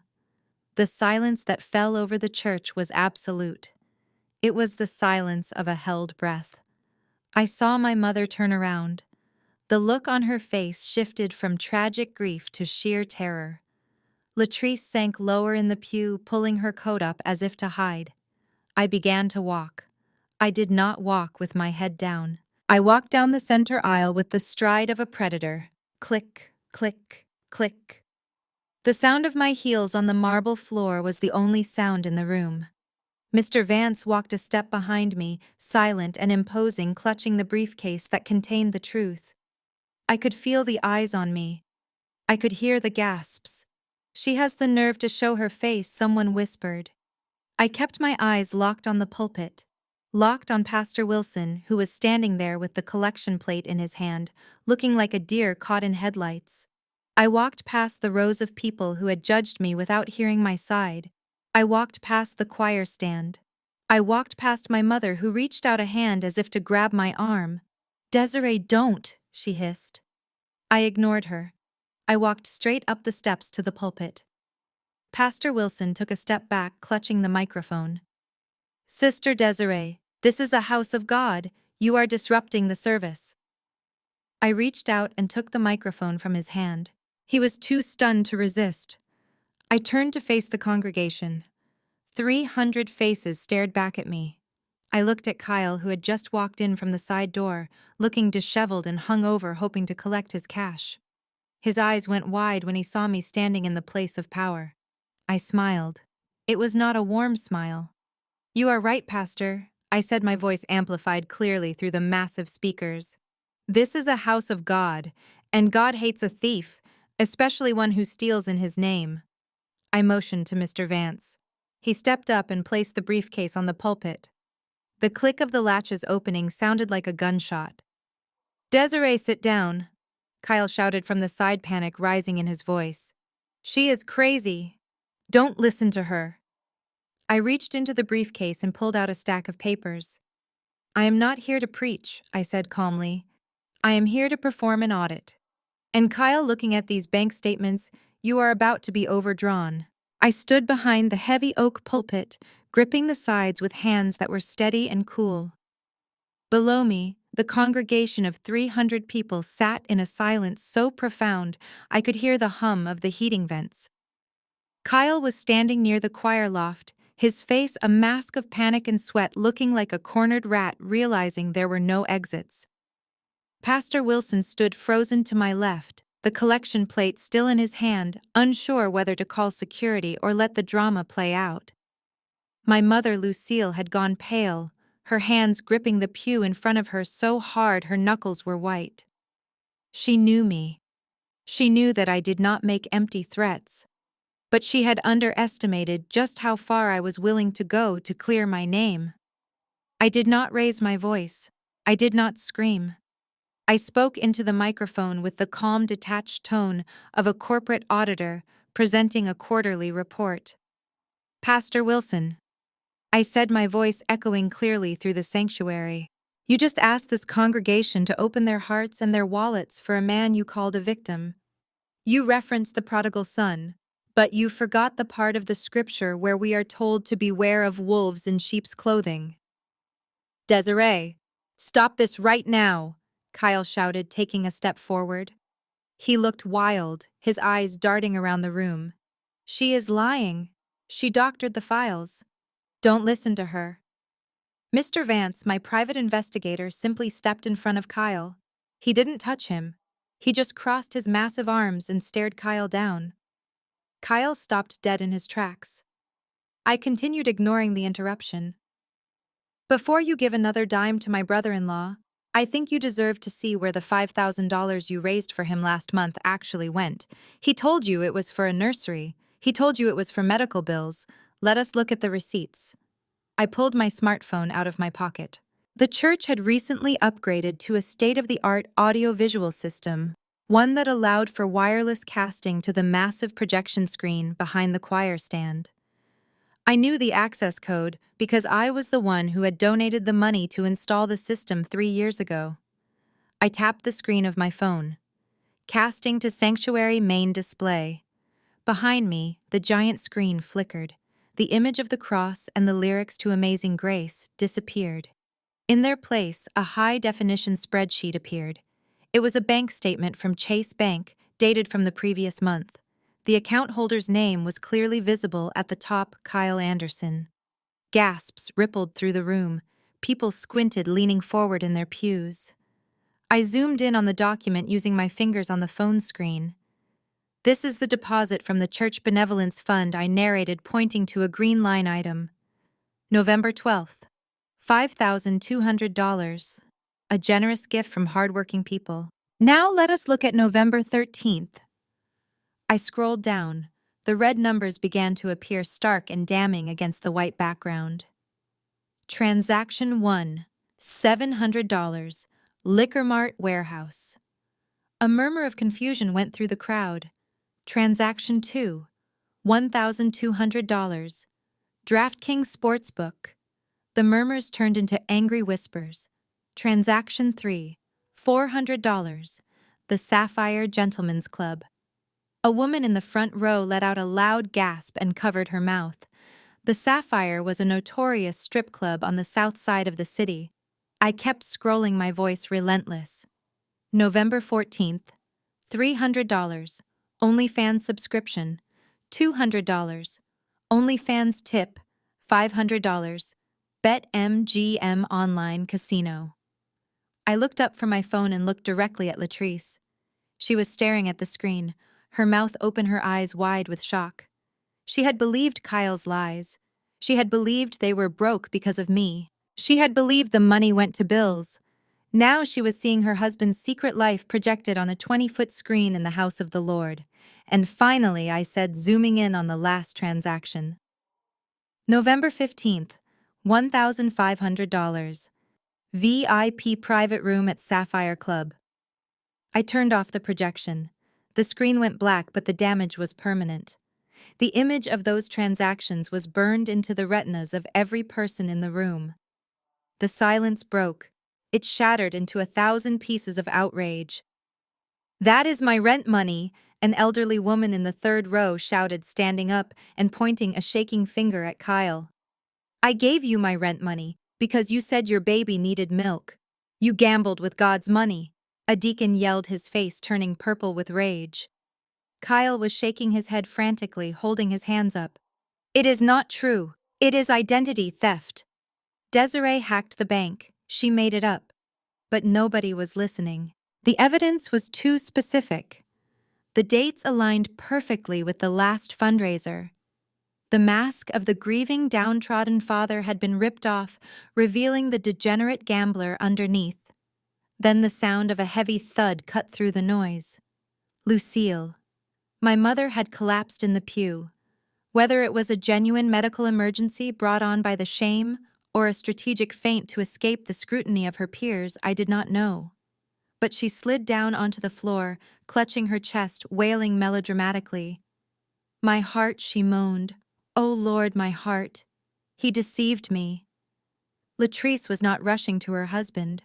She was sitting, frozen tears streaming down her face, but these were real tears, tears of humiliation. She looked at Kyle with pure hatred. Pastor Wilson looked like he was about to vomit. He had endorsed Kyle. He had vouched for him. Now his credibility was evaporating along with the collection plate money. I stepped down from the pulpit. My work here was done. I had not just cleared my name. I had nuked their reputation from orbit. I walked past the choir who were looking at me with a mix of fear and respect. I walked toward the side exit where Kyle was standing pressed against the wall trying to make himself invisible. He looked at me. His eyes were red wet and full of terror. He opened his mouth to say something, maybe to curse me, maybe to beg, but no words came out. I stopped right in front of him. I was close enough to smell the stale alcohol sweating out of his pores. I leaned in close, so only he could hear me over the chaos of the shouting congregation and his wailing mother. I adjusted my sunglasses and whispered into his ear. "You thought taking my house was the end of the game, Kyle. But you forgot who taught you how to play. This was just the appetizer." I pulled back and gave him a small cold smile. "Wait until you see the main course I have prepared for you in federal court tomorrow." I turned and walked out the side door into the crisp winter air. Behind me, the church was in an uproar, the sound of a kingdom crumbling. I signaled to Mr. Vance. "Let's go," I said. "We have a meeting with the FBI." The following morning, the Cook County Civil Courthouse smelled of floor wax and desperation. I sat at the plaintiff's table, my spine straight against the hard wooden chair. Beside me, Harper was arranging her files with the precision of a surgeon preparing for an operation. We were not here for the criminal assault charge yet. That was scheduled for tomorrow. Today was about the house. Today was about reclaiming my sanctuary from the people who had turned it into a prison. Across the aisle, Kyle and Latrice sat with a court-appointed attorney who looked like he had not slept in a week. Latrice was playing her role to perfection. She was wearing a loose drab maternity dress that made her look smaller and more fragile than she actually was. She kept a hand protectively over her stomach, wincing occasionally as if in pain. Kyle wore a suit that was clearly 2 sizes too big for him, probably borrowed from a friend trying to project the image of a respectable father protecting his brood. He shot me a glance that was a mixture of hatred and smug confidence. He believed that the law was a shield designed specifically for people like him, people who knew how to cry on cue. "All rise," the bailiff announced. Judge Harrison entered the room. She was a stern woman with gray hair pulled back in tight braids and eyes that had seen every lie Chicago had to offer. She sat down, adjusted her glasses, and looked over the case file with a frown. "We are here regarding the emergency protective order filed against Desiree Coleman and the countermotion for immediate eviction filed by the defendant," the judge stated. "Let us begin." Kyle's lawyer stood up. He buttoned his jacket nervously. "Your Honor, my clients are terrified.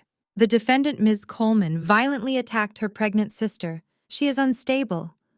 Granting her access to the home would put the life of an unborn child at risk. We are asking that the protective order remain in place and that the victims be allowed to remain in the residence for their safety." He sat down looking pleased with himself. It was a standard argument.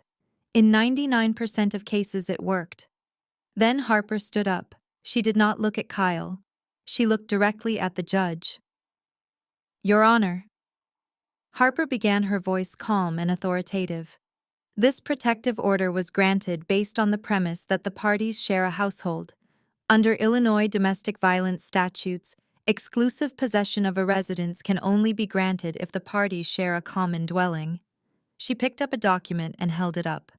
"This is the deed and the architectural blueprints for 4500 Lakeshore Drive. As you can clearly see, the property is a legal duplex. It has 2 distinct units with separate entrances, separate addresses, and separate utility meters. Ms. Coleman resides in Unit A, the upstairs unit. The petitioners reside in Unit B, the downstairs unit. They are not roommates, Your Honor. They are tenants, and Ms. Coleman is their landlord." I watched Kyle's face twitch. He had not expected this. He thought a house was a house. He did not understand zoning laws. Harper continued walking toward the bench. "Furthermore, the petitioner, Kyle Anderson, has not paid rent in 6 months. But that is not why we are asking for immediate eviction. We are asking for eviction based on the destruction of property and criminal activity conducted on the premises." She handed the judge the police report from the fire department regarding the incident with the chimney and the asset forfeiture report regarding the seizure of the truck for fraud. The petitioners attempted to light a fire in a sealed decorative hearth, causing smoke damage to the property. They have also utilized the address to commit federal identity theft, which is currently under investigation by the FBI. This is not a domestic dispute, Your Honor. This is a case of squatters destroying a property they have no legal right to occupy. Judge Harrison flipped through the documents. The silence in the courtroom was heavy. I could hear the radiator hissing in the corner. Latrice looked at Kyle, panic starting to rise in her eyes. She tugged on his sleeve, whispering something frantic. The judge looked up. She took off her glasses and stared directly at Kyle. "Mr. Anderson, did you sign a lease for Unit B?" she asked. Kyle stood up, stammering. "Well, yes, but we are family. Desiree said we could stay there. It is our home." "It is not your home," the judge snapped. "It is Ms. Coleman's property. And according to this police report, you nearly burned it down 2 days ago." She slammed the file shut. The sound echoed like a gunshot. The court finds that the criteria for exclusive possession under the Domestic Violence Act are not met because the parties maintain separate households. The protective order regarding the residence is vacated immediately. Ms. Coleman is free to return to her unit. Latrice let out a loud sob. "But where will we go? We have children." The judge ignored her and turned to the eviction motion. Regarding the eviction, given the documented damage to the property and the evidence of illegal activity on the premises, I am granting an emergency eviction order. You are not entitled to the standard 30-day notice. You are a liability to the structure itself. She picked up her gavel. "Mr. Anderson, Miss Coleman, you have 24 hours to vacate the premises. If you are not out by noon tomorrow, the sheriff will remove you physically. Judgment for the plaintiff. Next case." The gavel banged. It was over. In less than 15 minutes, Harper had dismantled their entire living situation. I stood up, smoothing down my skirt. I felt a rush of oxygen to my brain. I was going home. Kyle and Latrice were stunned. They sat there for a moment, unable to process that the system they tried to manipulate had just chewed them up and spit them out. Kyle's lawyer was already packing his briefcase, shaking his head. I walked toward the exit, Harper by my side. We stepped out into the wide marble hallway of the courthouse. The air was cooler here, but it felt fresh. "Desiree, wait." I stopped and turned around. Kyle was walking toward me. Latrice was behind him, weeping into a tissue, looking genuinely broken for the first time. But Kyle looked dangerous. His face was red, his eyes were bloodshot, and his fists were clenched at his sides. He stopped a few feet away from me. The swagger was gone, replaced by the desperate malice of a man with nothing left to lose. "You think you won?" He spat, his voice shaking with rage. "You think because you have a fancy lawyer and money, you can just throw us on the street?" I looked him up and down. I did not see a monster anymore. I saw a loser. "I did not throw you on the street, Kyle," I said calmly. "You drove yourself there. I just opened the door." He laughed, a dry, humorless sound. "Enjoy your empty house, Daisy. Go ahead. Move back in. Because you are only going to be there for one night." He took a step closer, invading my personal space. Harper stepped forward to intervene, but I held up a hand. I wasn't afraid of him. "Tomorrow is the criminal trial," Kyle whispered, a cruel smile twisting his lips. "You might have won the civil case, but the state is prosecuting you for assault. We have the photos. We have the video of you attacking a pregnant woman." He leaned in, his breath sour. "By tomorrow afternoon, you won't be in your duplex. You will be in a cell. And this time, you won't get bail. So pack light, sister-in-law. You are going to prison." He turned and grabbed Latrice's arm, pulling her roughly down the hallway. I watched them go. My heart hammered against my ribs, but my face remained stone. Harper looked at me. "Don't listen to him, Desi. We have the evidence." "I know," I said, watching Kyle's retreating back. But he doesn't know what we have. I turned to Harper. Let's go prepare the video. I want to make sure the picture quality is perfect when I destroy him tomorrow. The air in the criminal courthouse was heavy, smelling of floor wax and old fear. Unlike the civil court yesterday where money and property were at stake, this room was about freedom. If I lost today, I would not just lose a lawsuit. I would lose my liberty. I would be a convicted felon. I sat at the defense table, my hands folded on top of a manila folder, watching the performance of a lifetime unfolding at the prosecution's table.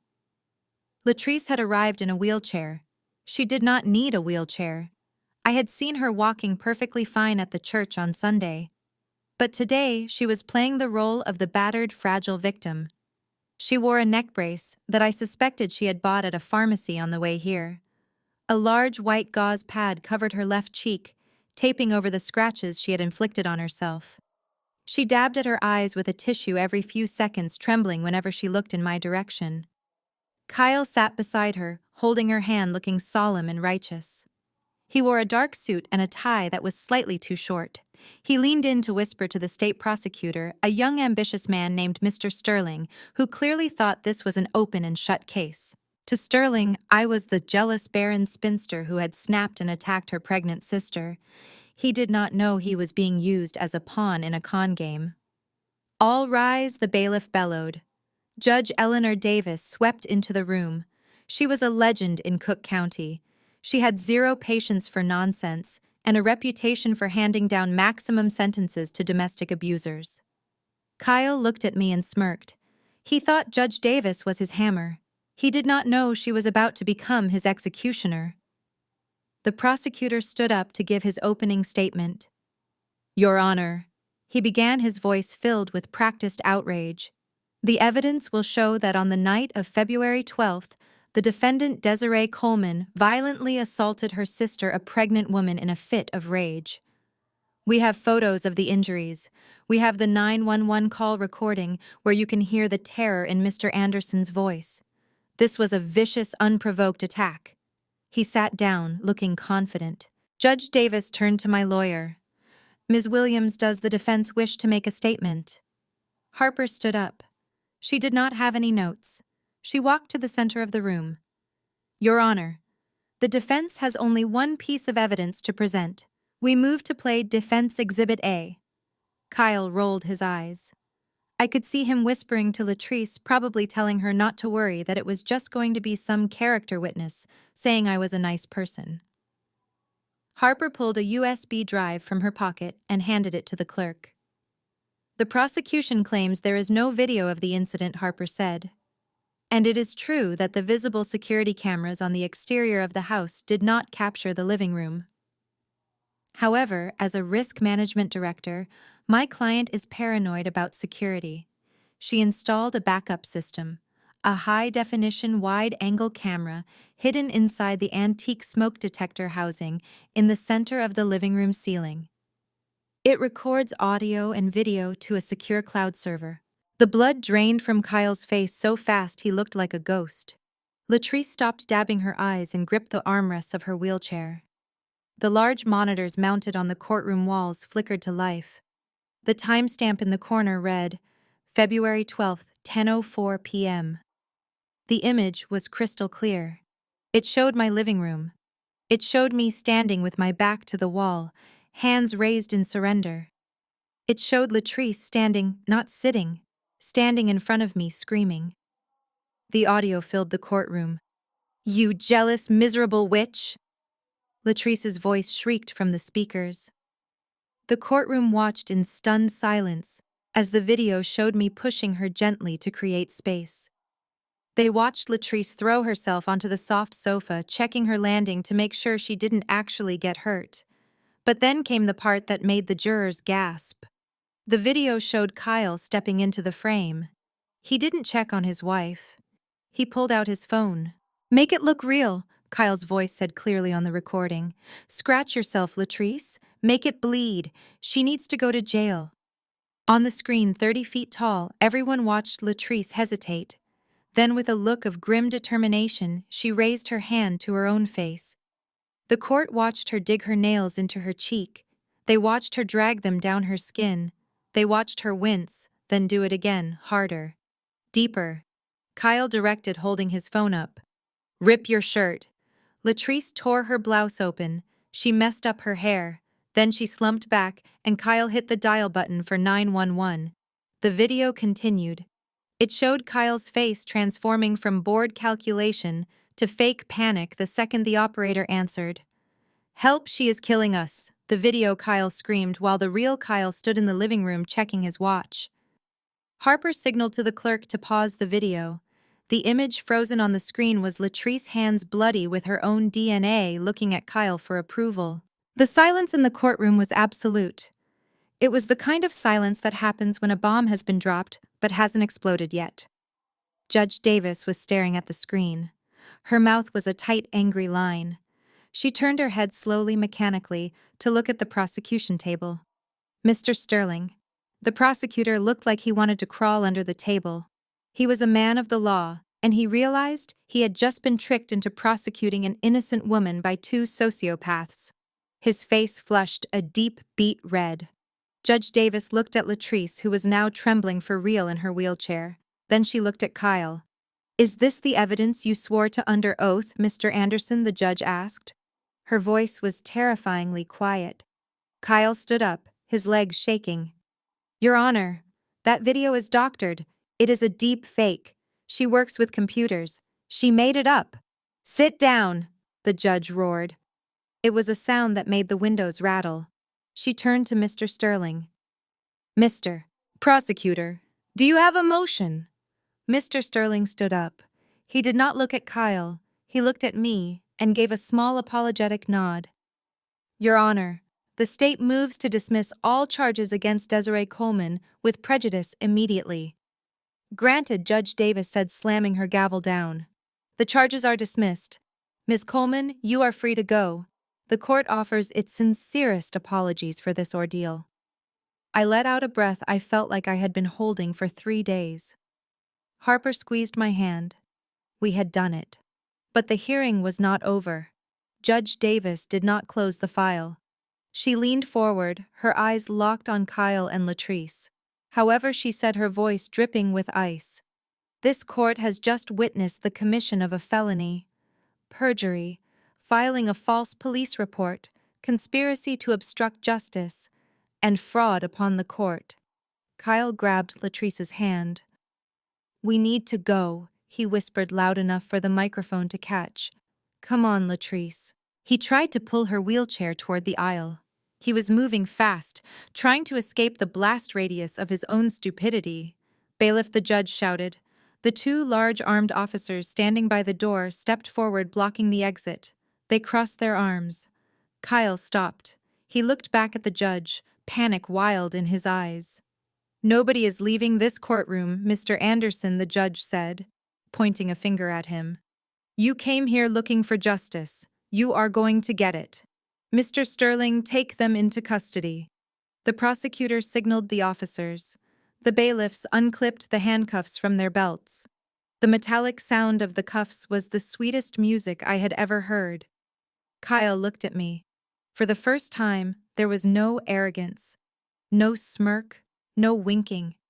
Just the raw, naked fear of a man who realized the trap had snapped shut on his own leg. The bailiff grabbed Kyle's arm and spun him around. I stood up slowly, picked up my purse, and watched. The gavel hit the wood block with a sound that signaled the end of my nightmare and the beginning of theirs. Judge Davis had not just dismissed my charges. She had practically invited the wolves into the courtroom to feast on my accusers. I stood up, smoothing the front of my black dress, watching the color drain from Kyle's face until he looked like a sheet of paper. He turned to run, grabbing the handles of Latrice's wheelchair, desperate to push his way out of the side exit. But the doors swung open before he could take 3 steps. They did not wear the uniforms of the county bailiffs. They wore navy blue windbreakers with 3 yellow letters emblazoned on the back. FBI. The courtroom froze. It was a silence so heavy you could hear the hum of the overhead lights. 2 agents stepped forward, blocking Kyle's path. Behind them, 2 more agents secured the rear exit. The air in the room shifted instantly from a local domestic dispute to a federal crime scene. Kyle dropped his hands from the wheelchair as if the metal burned him. He took a stumbling step back, bumping into the prosecution table. Kyle Anderson, the lead agent, announced, his voice booming off the mahogany walls. "I am Special Agent Miller with the Financial Crimes Division. You are under arrest." Kyle let out a pathetic, high-pitched laugh. "For what?" He stammered, looking around for an ally that did not exist. "I did not do anything. This is a mistake. My sister-in-law is crazy. She called you, didn't she?" Agent Miller did not smile. He did not blink. He simply pulled a folded document from his jacket pocket.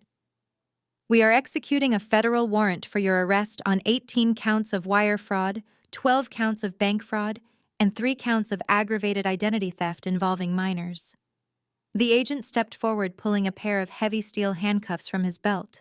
"We have evidence that you utilized the social security numbers of Marcus Tiana and Jamal Coleman to secure lines of credit totaling over $200,000. The agent continued reciting the charges as he spun Kyle around. "We also have forensic evidence linking you to the forgery of loan documents for a Ford Raptor vehicle, which constitutes bank fraud against a federally insured institution." Kyle slammed face first into the table as the agent secured his wrists. "Ow, you are hurting me," Kyle screamed. "Latrice, call Mom. Call someone. They are lying." But Latrice could not call anyone, because the second agent was walking toward her wheelchair. "Latrice Coleman," the agent said, looking down at her with zero sympathy for her neck brace or her fake tears. "You are under arrest for conspiracy to commit wire fraud, filing a false police report, and perjury before a court of law." Latrice let out a scream that shattered the tension in the room. It was not a fake scream this time. It was the primal terror of a woman who had never faced a consequence in her life suddenly facing them all at once. "No, no, I am pregnant," she wailed, clutching her stomach. "You cannot arrest me. I have a high-risk pregnancy. My husband made me do it. I did not know anything about the credit cards." The agent was unmoved. "We have the logs from your IP address, Mrs. Coleman. You signed the electronic verification for the credit applications, and we just watched a video of you conspiring to frame an innocent woman. Please stand up." "I cannot stand," she sobbed. "I am hurt." "Ma'am, we have surveillance footage of you walking into the church on Sunday in 3-inch heels," the agent said dryly. "Stand up, or we will assist you." Slowly, shakily, Latrice stood up from the wheelchair. The prop she had used to garner sympathy now sat empty, a testament to her deception. She held her hands out, shaking violently as the metal cuffs clicked shut around her wrists. That was when the chaos truly erupted. My mother Lucille, who had been sitting in the front row clutching her Bible, finally broke out of her shock. She rushed past the bar, ignoring the bailiff's order to sit down. She ran not to her daughter, but to me. She grabbed my arm with a grip that was surprisingly strong.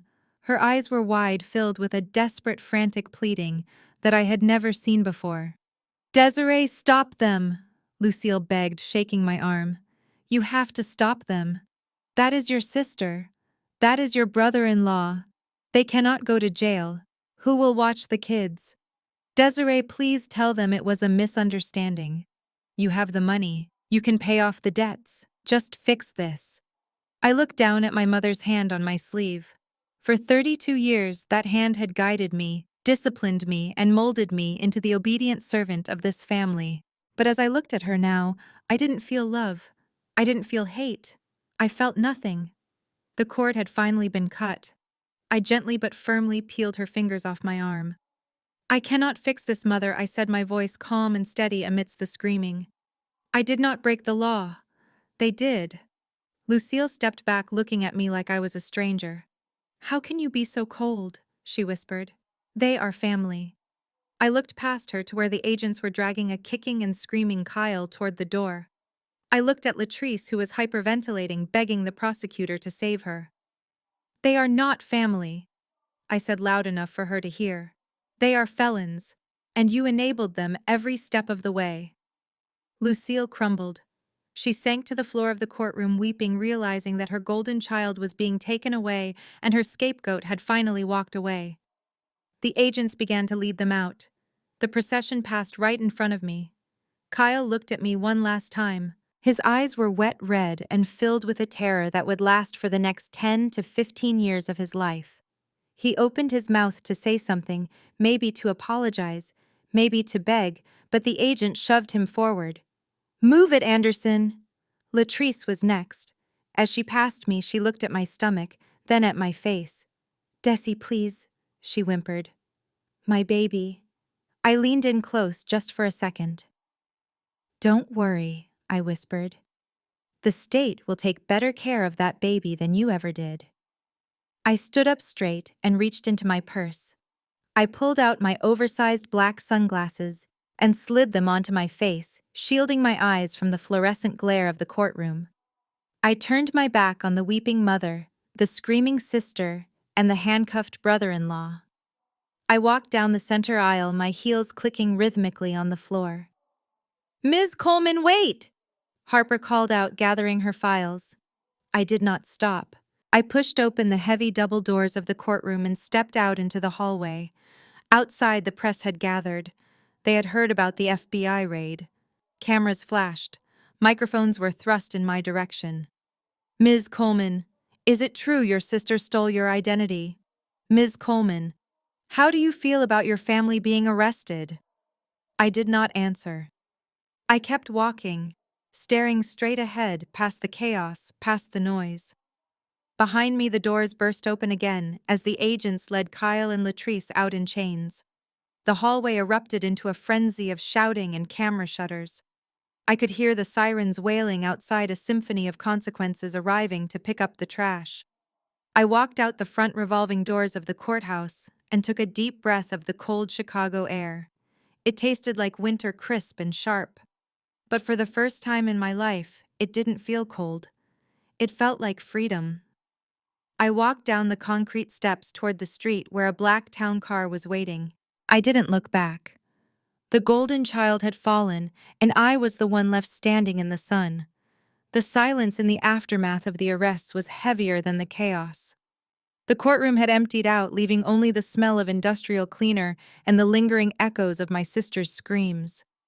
I sat on a wooden bench in the hallway, my high heels kicked off, staring at the scuff marks on the linoleum floor. I was free. The charges were dropped. My name was cleared. But the universe had one final test for me, and it walked toward me in the form of a weary-looking woman wearing a beige cardigan and clutching a clipboard. She introduced herself as Mrs. Gable from the Department of Child and Family Services. She looked at me with eyes that had seen too much tragedy, eyes that expected me to be the hero of this story.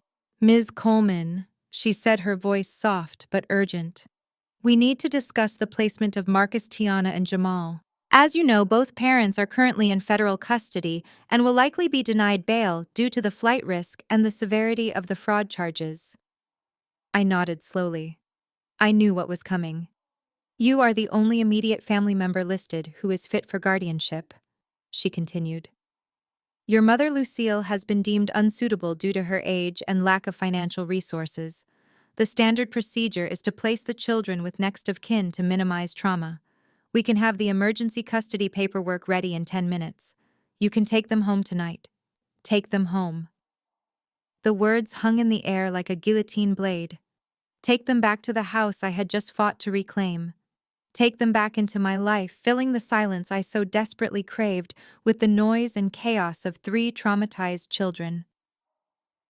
"Can I see them?" I asked.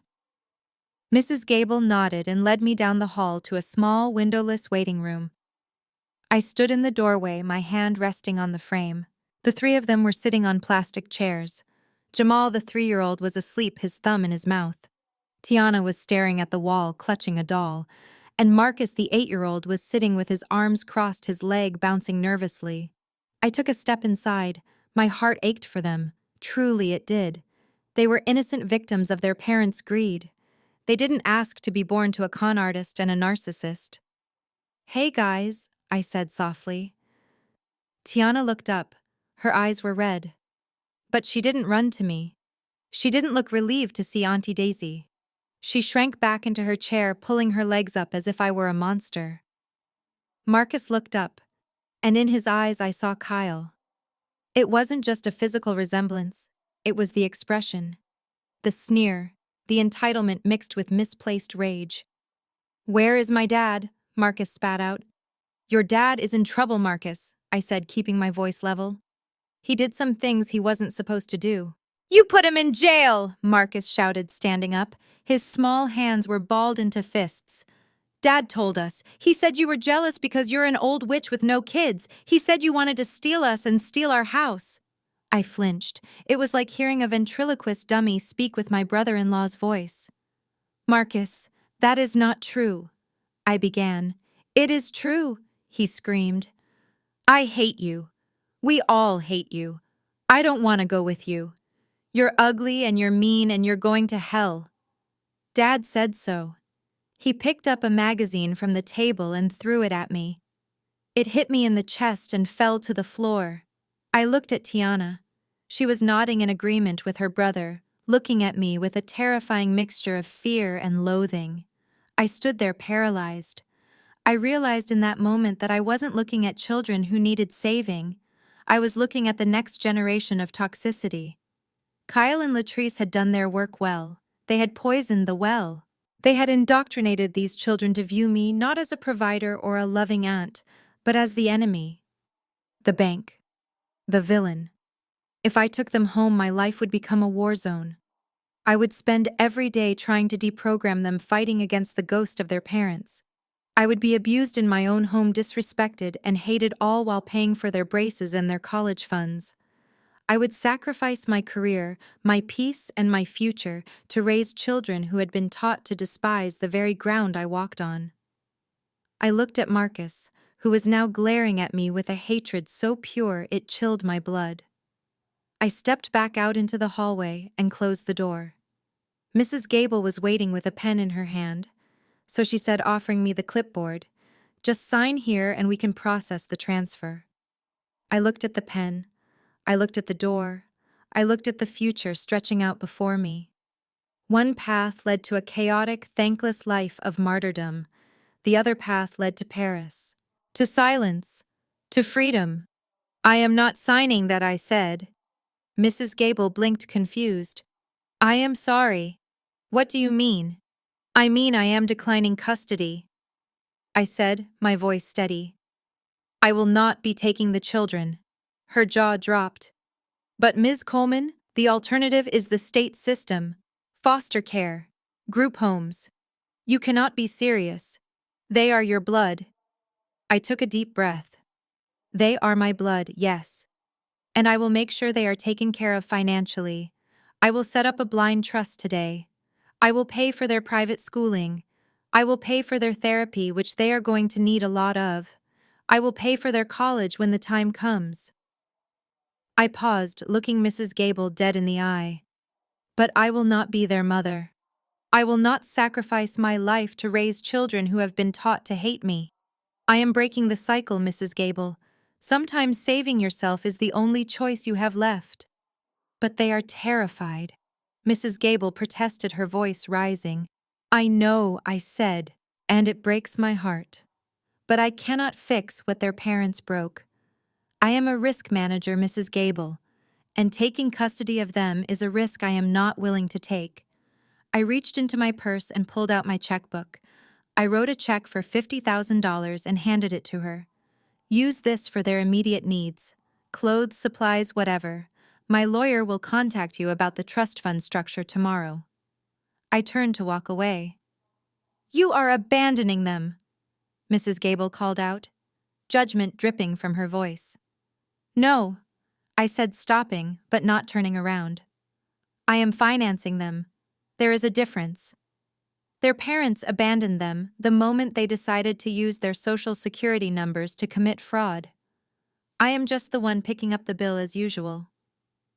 I walked toward the exit. I could hear the door to the waiting room opening behind me. I heard Marcus shouting, asking where they were going. I heard Jamal starting to cry. Every instinct in my body screamed at me to turn around. The guilt was a physical weight pressing down on my chest, trying to crush me. It whispered that I was selfish. It whispered that I was cold. But then I remembered the vomit on my sofa. I remembered the invoice for the water birth. I remembered the look in Marcus's eyes when he called me a witch. I pushed through the double doors of the courthouse into the bright afternoon sun.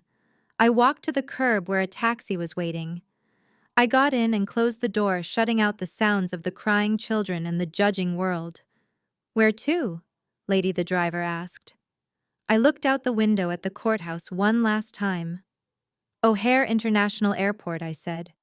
"The international terminal." I leaned back in the seat and closed my eyes. A single tear leaked out and rolled down my cheek. I wiped it away immediately. I had paid the cost. The invoice was settled. And now, for the first time in 32 years, I belonged only to myself. The ink on the closing documents was barely dry when I walked back into the duplex for the final time. I wasn't there to reminisce. I wasn't there to mourn the childhood memories that never really existed in this building. I was there to ensure that the property was completely empty before the new owners took possession at 5 o'clock. I had sold the house to a ruthless real estate developer who paid in cash. He didn't care about the granite countertops or the crown molding I had lovingly installed. He was going to gut the place. He was going to tear down the walls that held my family's secrets and turn the structure into high-end rental units for strangers. Good. Let them tear it down. I walked through the downstairs unit, the one Kyle and Latrice had occupied like royalty. The air still smelled faintly of stale smoke from the fireplace incident, a lingering reminder of their incompetence. The rooms were stripped bare.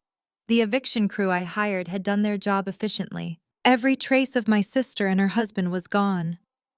The scuff marks on the wall where Kyle threw his controller when he lost a video game were painted over. The stain on the carpet where Latrice had spilled red wine and blamed it on me had been chemically removed. It was just a building now. It was no longer a prison. It was no longer a symbol of my obligation. It was just an asset that I had liquidated for a $300,000 profit. I placed the keys on the kitchen island. The metal clicked against the quartz. It was the sound of a shackle falling off my ankle. I turned to leave, my heels clicking on the hardwood floor, echoing in the silence. My phone rang.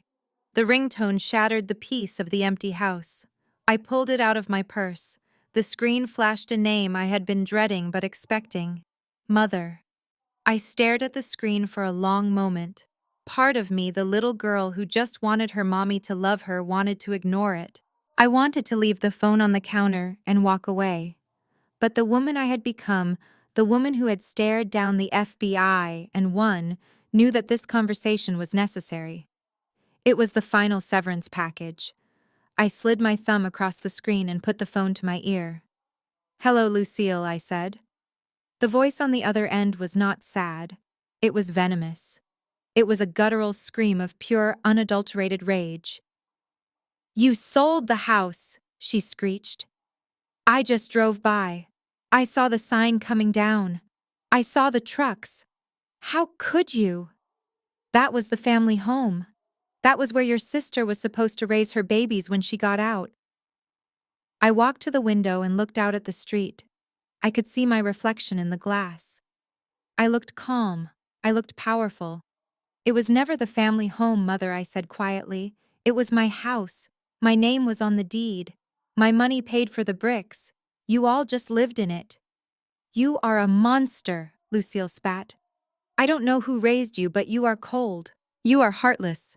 Your sister is sitting in a federal detention center crying her eyes out and you are cashing checks. You threw your own flesh and blood to the wolves." "No," I corrected her. "I didn't throw them to the wolves. I just stopped fighting the wolves for them. There is a difference. You think you are better than us because you have money," she yelled. "You think you are special. But you are going to die alone, Desiree. You have no husband. You have no children. And now you have no mother. Do not expect me to visit you. Do not expect me to pray for you. You are dead to me." I listened to her words. I waited for them to hurt. I waited for the sting of rejection that had defined my entire childhood. But it didn't come.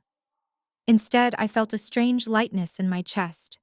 She was threatening me with silence, not realizing that silence was exactly what I had been buying with all my sacrifices. "Are you done?" I asked. Lucille paused clearly, shocked that her curse hadn't reduced me to tears. I said, "Are you done?" I repeated. "Because I have a flight to catch." "Where are you going?" she demanded, her tone shifting from anger to suspicion. "That is none of your business, Lucille. But before I hang up, I want to tell you something. Something I should have said 10 years ago." I took a deep breath, looking around the empty living room one last time. "You spent your whole life betting on Latrice. You poured all your love, all your attention, and all your pride into her. You called her the golden child. You let her abuse me. You let her husband steal from me. You watched them destroy my life. And you looked the other way, because she gave you grandchildren." "Desiree, don't you dare," Lucille warned. "Well, mother, the bet didn't pay off," I said, my voice hardening into steel. "Your golden child is a felon. Her husband is a fraud. And the grandchildren you used as pawns are wardens of the state because you were too busy enabling their parents to protect them." I paused, letting the silence stretch out. "You chose your favorite child, mother. You made your choice loud and clear, so now you can live with it. Go ask Latrice for money. Go ask Kyle to pay your rent. Oh wait, you can't. Because they are broke and in prison. You ungrateful little—" Lucille started to scream again. "Goodbye, Lucille," I said. "I hope the memories keep you warm because my money certainly won't anymore." I pulled the phone away from my ear. I pressed the red button to end the call. Then I went into the settings. I scrolled down to the block contact button. I pressed it. A small pop-up window appeared. "Block this contact. You will no longer receive calls or messages from this number." I pressed confirm. It was done. I put the phone back in my purse. I didn't feel sad. I felt like I had just undergone a life-saving surgery to remove a tumor. I walked out the front door of the duplex and locked it. I dropped the keys in the lockbox for the developer. I walked down the driveway, got into the waiting Uber Black, and didn't look back at the house even once. 45 minutes later, I was walking through the sliding glass doors of O'Hare International Airport. But this time I wasn't dropping off a freeloading sister for a vacation I paid for. I wasn't rushing to pick up abandoned children. I was walking with a Louis Vuitton carry-on bag and a one-way ticket in my hand. I walked up to the Air France first-class counter. The agent smiled at me. "Destination, Ms. Coleman?" she asked. "Paris," I said, smiling back. "And I won't be needing a return ticket." My company had offered me the position of Vice President of Global Operations 3 months ago. I had hesitated then, thinking I couldn't leave my family, thinking they needed me. Now I realized that the only person who needed me was me. I had accepted the job yesterday morning. The salary was double what I was making. The apartment provided was in the 16th arrondissement with a view of the Eiffel Tower. I moved through security with the ease of a frequent flyer. I walked into the exclusive lounge and ordered a glass of champagne. I sat by the window watching the massive jets taxiing on the runway. For the first time in my life, my calendar was empty of obligations. No babysitting, no bail money, no court dates, no Sunday dinners where I was the punchline. My phone buzzed. It was an email from the Human Resources Department in Paris. "Welcome to the team, Desiree. We are excited for your fresh start." I took a sip of the champagne. It was cold, crisp, and tasted like victory. They announced the boarding for Flight 402 to Charles de Gaulle. I stood up, smoothing my skirt. I walked toward the gate, handing my boarding pass to the attendant. "Have a wonderful flight, Ms. Coleman," she said. I stepped onto the jet bridge. The tunnel was cool and quiet.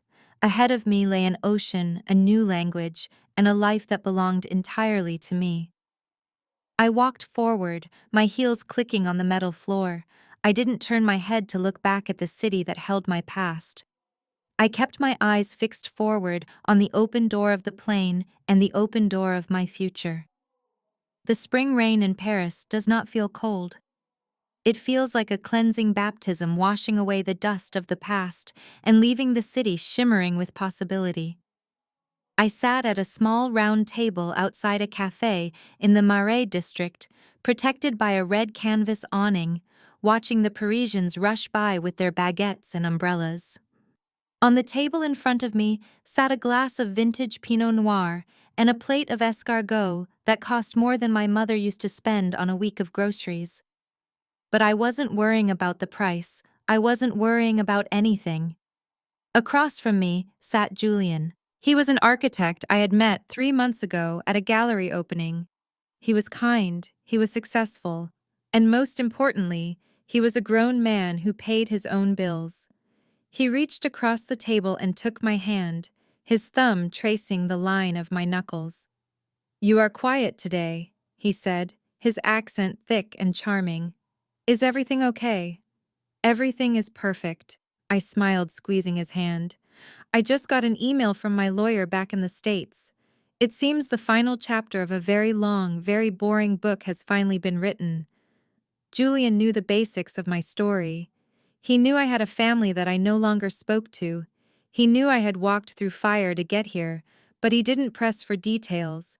He respected my peace. "Let us toast to closed chapters," then he said, raising his glass, "and to new beginnings." We clinked glasses. The crystal sang a clear, pure note. I took a sip of the wine and looked down at my phone on the table. The email from Harper was open. It was a comprehensive update on the fate of the Anderson family. I read it with the detachment of a stranger reading a newspaper article.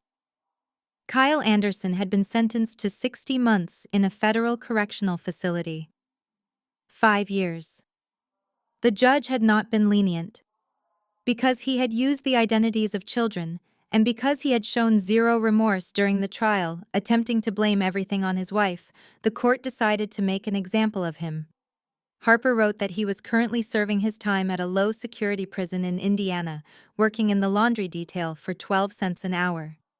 The man who thought he was too good to work, the man who drove an $80,000 truck he didn't pay for, was now washing other men's underwear to buy instant coffee from the commissary. Latrice had fared slightly better, but only in terms of prison time.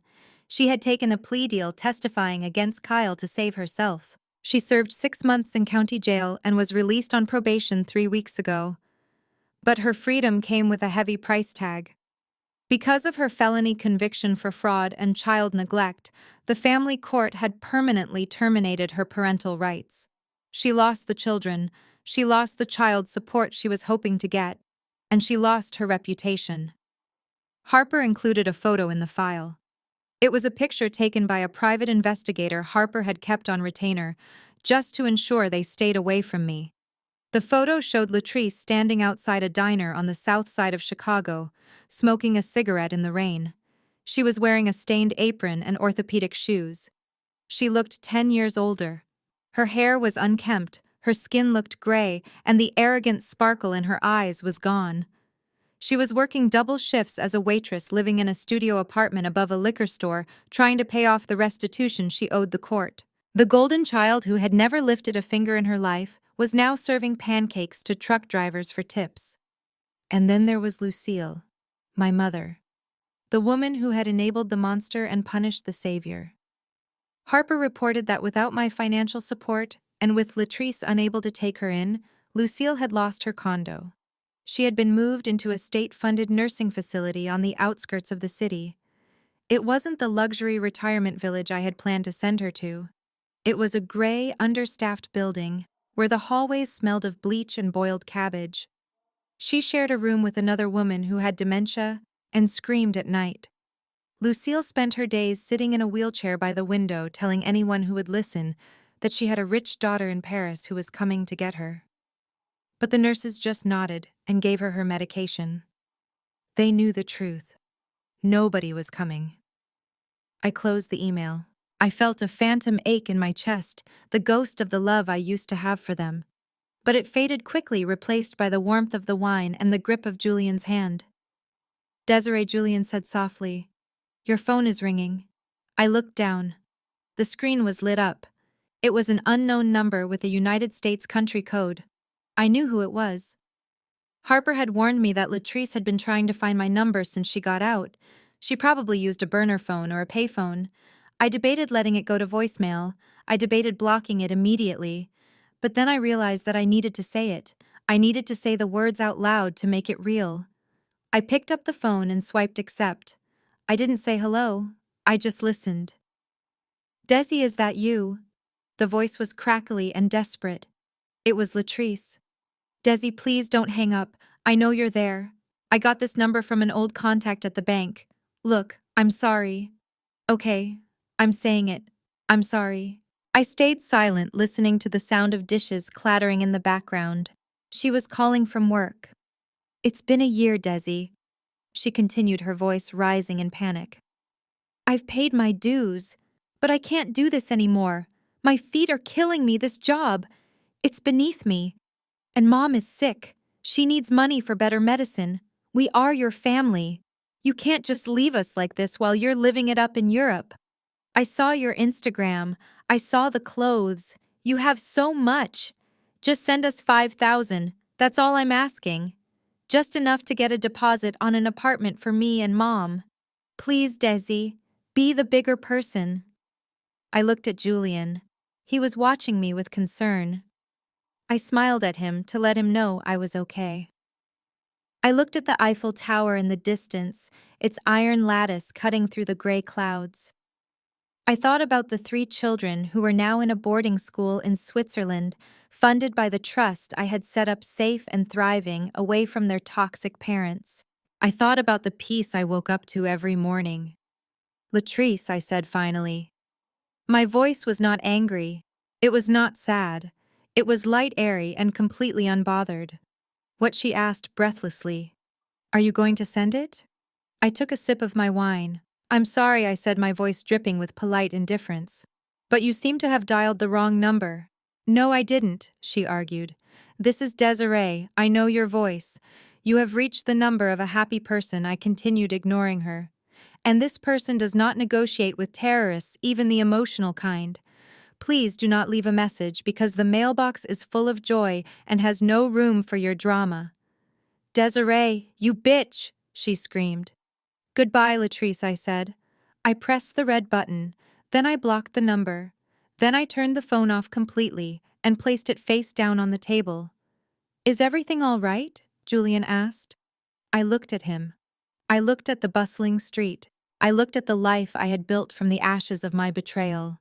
"Yes," I said, picking up my menu. "Everything is perfect. I think I will have the lobster for lunch." I laughed, a genuine deep sound that came from my belly. The weight was gone. The invoice was paid. The ledger was closed. As the camera pulls back, leaving Desiree laughing in the Paris rain, the screen fades to black. Self-respect is the best revenge. Desiree's story serves as a powerful reminder that sharing DNA does not grant a license for abuse. For too long, she allowed her generosity to be weaponized against her, mistaking financial enabling for love. She ultimately learned a hard truth: you cannot save people who are determined to destroy you. Her journey demonstrates that setting boundaries is not an act of cruelty, but a necessary act of survival.